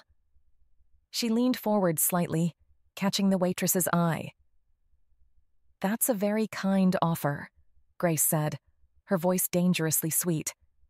"But I don't think that'll be necessary." She paused, letting the moment hang in the air. "She has a girlfriend." Grace held the waitress's stunned gaze for another second before tapping her own chest with a casual thumb. "Me." The waitress's jaw snapped shut. A flush crept up her neck as she finally seemed to register Grace as a person and not just a piece of furniture. "Oh, right. My apologies." She gathered the plates and practically fled from the table. A thick silence settled. Grace slowly turned to Isabella, a sheepish look on her face. "Sorry," she mumbled, her cheeks feeling warm. "I don't know what came over me.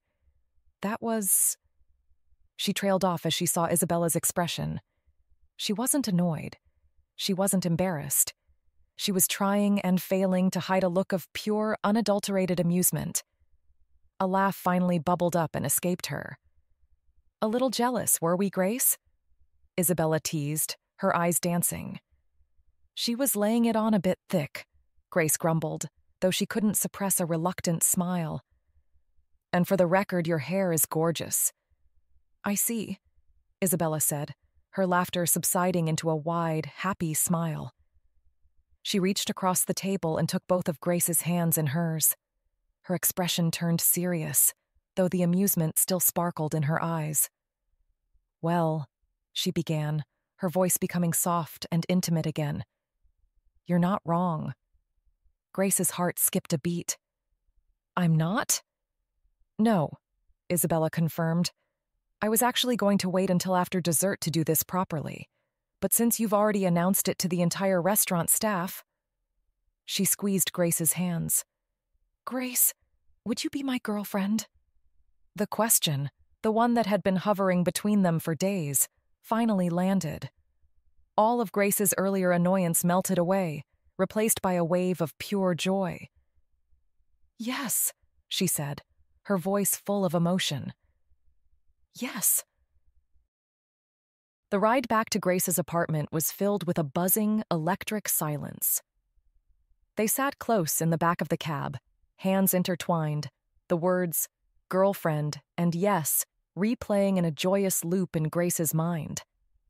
But underneath the happiness was a layer of simmering heat from the final moments in the restaurant, the flash of jealousy, the possessive claim, Isabella's amused, knowing smile. The second the apartment door clicked shut behind them, the electricity finally found its outlet. Before Grace could even drop her keys, Isabella had her pressed back against the door, one hand tangled in Grace's hair, the other flat against her chest. Isabella's eyes, which had been sparkling with amusement all evening, were now dark with something else entirely. "Hi," Grace breathed out, her voice shaky. Isabella didn't answer with words. She crashed her mouth against Grace's in a kiss that was nothing like the tender, questioning kisses they had shared before. This was a claiming. It was hungry and demanding, a release of all the pent-up energy from the evening. Grace's mind went blank, her hands coming up to grip Isabella's waist, pulling her impossibly closer. When they finally broke apart, both breathless, Grace stared at Isabella in awe. "Okay," Grace panted, a laugh escaping her. "So we're doing this now." "Oh, we're absolutely doing this now," Isabella confirmed, her voice low and husky. She leaned in again, her lips ghosting over Grace's. "You have no idea how incredibly hot that was." Grace was momentarily confused. "The part where I said yes?" "No," Isabella whispered, her lips tracing a path to Grace's ear. "The part before that..." She pulled back just enough to look Grace in the eye. "The way you looked at her, like she had just tried to walk away with something that was yours." A slow, dawning realization spread through Grace. The jealousy she had felt embarrassed about, the possessiveness that had felt so foreign. Isabella had liked it. More than liked it. You did? Are you kidding?" Isabella's laugh was a low purr. "To see you, Grace, who is always so cool and charming and above it all, to see you look at someone like you were ready to draw a line in the sand for me." She shook her head, a shiver running through her. It was everything. That confession was all the fuel Grace needed. The last of her sheepishness vanished, replaced by a surge of confidence. She flipped their positions in a fluid motion, her body now pressing Isabella's against the wall, her hands caging her in. "So you like it when I'm possessive?" Grace murmured, her voice dropping to a growl. She leaned down, kissing the sensitive spot just below Isabella's jaw. "You like it when I make it clear what's mine?" Isabella's head fell back against the wall, a soft gasp escaping her lips. "Yes," she breathed. "Good," Grace said, before capturing her mouth again. The make-out session that followed was a dizzying, frantic exploration. It was a tangle of limbs and a shedding of jackets, a series of desperate kisses against mouths and necks and collarbones. It was the raw, physical manifestation of every unsaid thing that had built up between them for months, finally set free by one official, beautiful word: girlfriend. A few blissful days had passed since the restaurant. The word girlfriend had settled comfortably between them, no longer a revelation but a soft, grounding reality. They were curled up on Isabella's couch, a half-watched documentary humming on the TV, when Izzy's phone buzzed on the coffee table. She glanced at it, a small smile touching her lips. "It's Sam," she said, picking it up. "She's having a game night on Friday. Mandatory attendance, apparently." "Sounds intense," Grace murmured, her head resting comfortably on Izzy's shoulder. "It's Sam, Kate, and Valentina, so it will be." Izzy read the screen for another moment, her smile widening. "Oh, this is good. Haley and Danny are going to be there." "Haley and Danny?" Grace asked, tilting her head. The names were familiar from Izzy's stories about her friend group. "My friends from uni," Isabella explained, turning the phone so Grace could see the message. "The ones I told you about. They're basically an institution." She locked the phone and set it aside, turning to face Grace fully. "They had this whole dramatic, slow-burn thing for years," she continued, a fond, reminiscent look in her eyes. "Haley was always so controlled and academic, and Danny was this charming, chaotic force of nature who loved getting under her skin. Everyone knew they were in love with each other except them.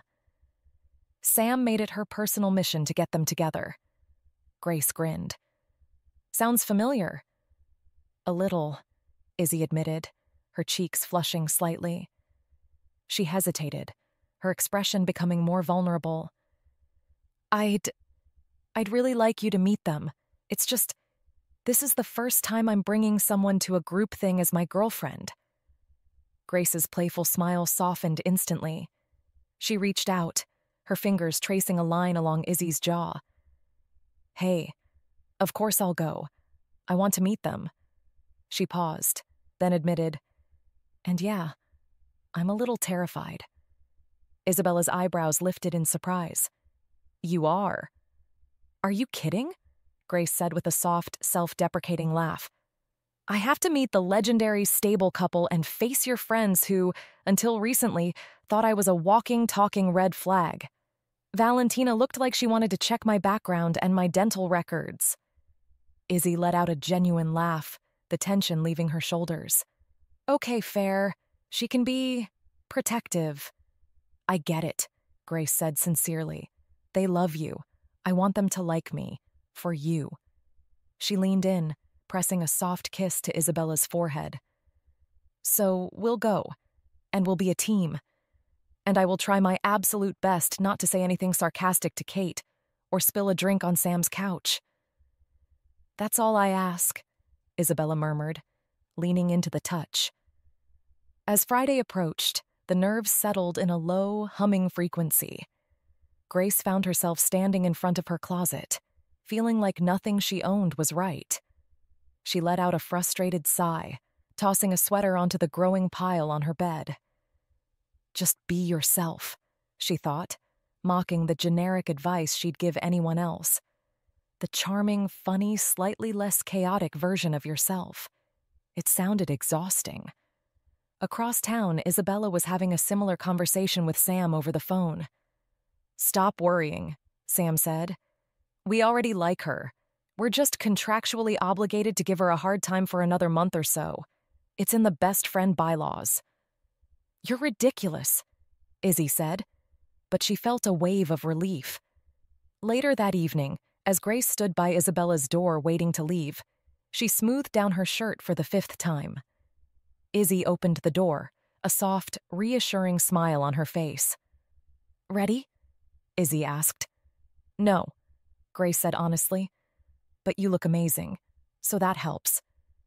Isabella laughed and took her hand. "You too. Come on, let's go face the firing squad together." The moment they stepped into Sam's apartment, they were hit with a wall of warm, chaotic energy. Music was playing from a speaker in the kitchen. The living room was a cozy minefield of floor cushions and mismatched blankets, and the air smelled like popcorn and wine. "They're here," Sam announced, bouncing over to pull them both into a hug. Get in! Get in! Drinks are in the kitchen. Snacks are everywhere. Grace followed Isabella into the heart of the living room, her earlier nerves returning with a vengeance. Margot was already deep in a loud, laughing conversation with Kate, who looked surprisingly amused. Valentina was perched on the arm of the couch, nursing a glass of red wine and watching everything with her usual sharp eyes. And then Grace saw them, sitting on the largest floor cushion as if it were a throne. One woman, with straight, light brown hair tucked neatly behind her ears and intelligent, observant eyes, offered a small, polite smile. The other, leaning back on her hands with an easy confidence, had dark, wavy hair and bright blue-green eyes that seemed to miss nothing. She had a smirk that felt both familiar and deeply intimidating. "Grace, Izzy, this is Haley and Danny," Sam said, gesturing dramatically. "Haley, Danny, this is Grace." "Hi, it's so nice to meet you both," Grace said, hoping her voice sounded more casual than she felt. "Likewise," Haley said, her voice quiet but kind. Danny's smirk widened into a genuine grin. She looked Grace up and down, then glanced at Isabella with a knowing twinkle in her eye. "So, you're the one who finally broke through the Izzy Drew fortress. We've been hearing things." "All good, I hope?" Grace shot back, falling back on her usual defense mechanism, banter. "Depends on who you ask," Danny replied easily, and Grace felt an odd sense of recognition. It was like talking to a more seasoned, confident version of herself. The initial mingling was a blur of small talk and finding drinks. Grace stayed close to Isabella, a silent, grounding presence at her side. She was acutely aware of being watched, not just by Valentina, but by Haley, whose quiet, analytical gaze seemed to be taking in every detail of how Grace and Isabella interacted. "All right, people," Sam clapped her hands, drawing everyone's attention. "Tonight's game is Codenames, and no, we are not doing Izzy's friends versus Grace's friends. That's a bloodbath waiting to happen. We're mixing it up. Izzy, Haley, Kate, Margot, you're Team A. That means Danny, Valentina, and Grace are with me on Team B." Grace's stomach did a little flip. She was on a team with the two people she was most desperate to win over. No pressure at all. The game started, and the mood shifted from polite mingling to focused, chaotic competition. Danny was a surprisingly good clue giver, her hints clever and just a little bit reckless. Grace found herself laughing along with Sam as they tried to decipher her clues. As the last round of Codenames wound down, the competitive energy in the room softened into a comfortable, hazy buzz. The game was abandoned on the coffee table as people stretched, refilled their drinks, and settled into smaller, easier conversations. Grace found herself on the small balcony with Danny, leaning against the railing and looking out at the city lights. "So," Danny said, taking a sip of her beer. "You survived?" Grace laughed. "Barely. For a minute there, I thought Valentina was going to make me solve a riddle to prove my worth." Danny chuckled, a low, easy sound. "Nah, that's just her face. Haley's the same way. You get used to it." She glanced over at Grace, her expression turning more genuine. "You're good for her, you know. Izzy, she's lighter." Coming from Danny, who seemed to have a built-in detector for bullshit, the words landed with surprising weight. "I'm trying to be," Grace said honestly. "I can tell," Danny said. She nodded back toward the living room where Haley was now talking to Izzy. "Trust me, I know a thing or two about falling for a fiercely intelligent, emotionally guarded woman who's convinced you're a menace." Grace smirked. "Any advice?" Danny grinned. "Patience, and a healthy appreciation for the fact that they love you more than they'll ever admit out loud. At first, anyway." A little while later, back inside, Grace watched as Valentina approached Isabella near the kitchen counter. Izzy's posture was relaxed, but Grace held her breath anyway. Valentina said something Grace couldn't hear, her expression serious. Isabella listened, then nodded, a slow, radiant smile spreading across her face. Izzy looked over at Grace, her eyes shining with so much happiness it almost made Grace's chest ache. When Valentina followed her gaze, she didn't look away. Instead, she gave Grace a small, single nod. It wasn't just a truce anymore, it was an acceptance. The final barrier had fallen. In the corner, Margot was telling a wild, heavily embellished story to Kate and Haley, who were both, to Grace's astonishment, laughing. The two friend groups weren't just coexisting anymore. They were starting to blend, their edges blurring in the warm, noisy apartment. As the night finally wound down, the goodbyes were easy and warm. Haley gave Izzy a quick, genuine hug, and Danny clapped Grace on the shoulder. "See you around, troublemaker." Walking home hand in hand through the cool, quiet streets, the city felt asleep around them. "So," Grace said, squeezing Isabella's hand, "I think they like me." "They love you," Isabella corrected her softly. "I saw you talking to Danny, and Valentina. She told me she gets it now. She sees how happy I am." She stopped walking, turning to face Grace under a streetlight. "Tonight was perfect. Thank you for doing this. For being you." "There's nowhere else I would have been," Grace said, her voice full of a sincerity that was once so rare for her. 1 year later, the alarm didn't go off. It was Sunday, and the only light in the bedroom was the soft gray glow of a lazy morning filtering through the blinds. Grace woke up slowly, the first sensation being the comfortable weight of Isabella's arm draped over her waist. She turned carefully, watching Izzy sleep for a moment. The soft rise and fall of her shoulders, the way her blonde hair fanned out across the pillow. This was it, the quiet reality she never knew she wanted. Isabella stirred, her eyes fluttering open. She blinked a few times, a slow, sleepy smile forming when she saw Grace watching her. "Were you staring at me?" she mumbled, her voice thick with sleep. "I prefer to call it appreciating the art," Grace whispered back, leaning in to kiss her forehead. "Morning." "Morning," Izzy murmured, snuggling closer. "What's the plan for today?" "No plan," Grace said.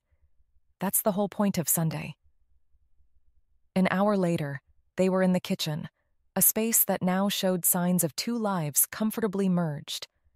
A stack of Izzy's art history books sat on one end of the counter, next to a jar overflowing with Grace's design pens.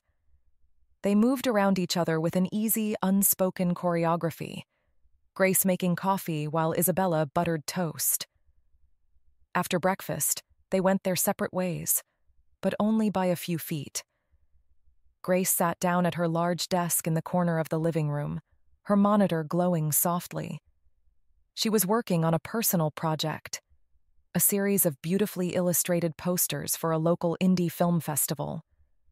The gallery Isabella worked at had already expressed interest in selling the prints. Isabella curled up on the couch with her laptop, doing research for an upcoming exhibition. For a long time, the only sounds were the quiet scratch of Grace's stylus on her tablet and the soft clicking of Isabella's keyboard. It was a comfortable, creative silence, punctuated by small moments of connection. Isabella looking up to watch Grace work, a small, proud smile on her face. Grace catching her eye and winking, earning a soft laugh in return. Later that afternoon, they met Haley and Danny at their favorite pub for a late lunch. The conversation was a chaotic, familiar mix of work complaints and playful insults. "So I told him, if you want the report by Monday, you can't send the request at 4:59 on a Friday," Haley was saying, meticulously organizing the salt and pepper shakers. Danny snorted. "You're too nice. I would have just sent back a gif of a screaming cat." She turned to Grace. "So, how's the poster series coming along? Ready to let the world see your genius?" "Almost," Grace said. "I'm still tweaking the typography on the main one. The kerning is driving me crazy." She shot a playful smirk at Isabella. I can still hear a certain former lecturer in my head telling me it's a cry for help. Isabella just rolled her eyes and took a sip of her beer, but her hand found Grace's under the table. That evening, they were back in their apartment.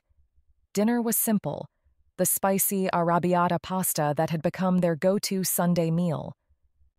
They ate sitting on the floor of the living room, backs against the couch, talking about their day. As the evening wound down, they lay tangled together on the couch, some old movie playing on the TV, mostly ignored. Grace's head was on Isabella's chest, her fingers tracing idle patterns on Izzy's arm. "You know," Grace said quietly into the darkness, "a year ago I was convinced love was a scam and I was skipping lectures just to prove a point." Isabella's hand came up to stroke her hair. "And a year ago," she said softly, "I was so scared of being hurt again, I almost missed the best thing in my entire life." Grace tilted her head up to look at her. The unreadable, guarded woman from the library was gone. In her place was just Izzy. Her Izzy. Safe and happy and home. She leaned in and kissed her, a slow, gentle kiss that held no frantic passion or desperate need. It was a kiss that tasted of familiarity, of shared jokes, of sleepy Sunday mornings, and of a future that didn't need to be loud to be beautiful. It was just their life. And it was more than enough.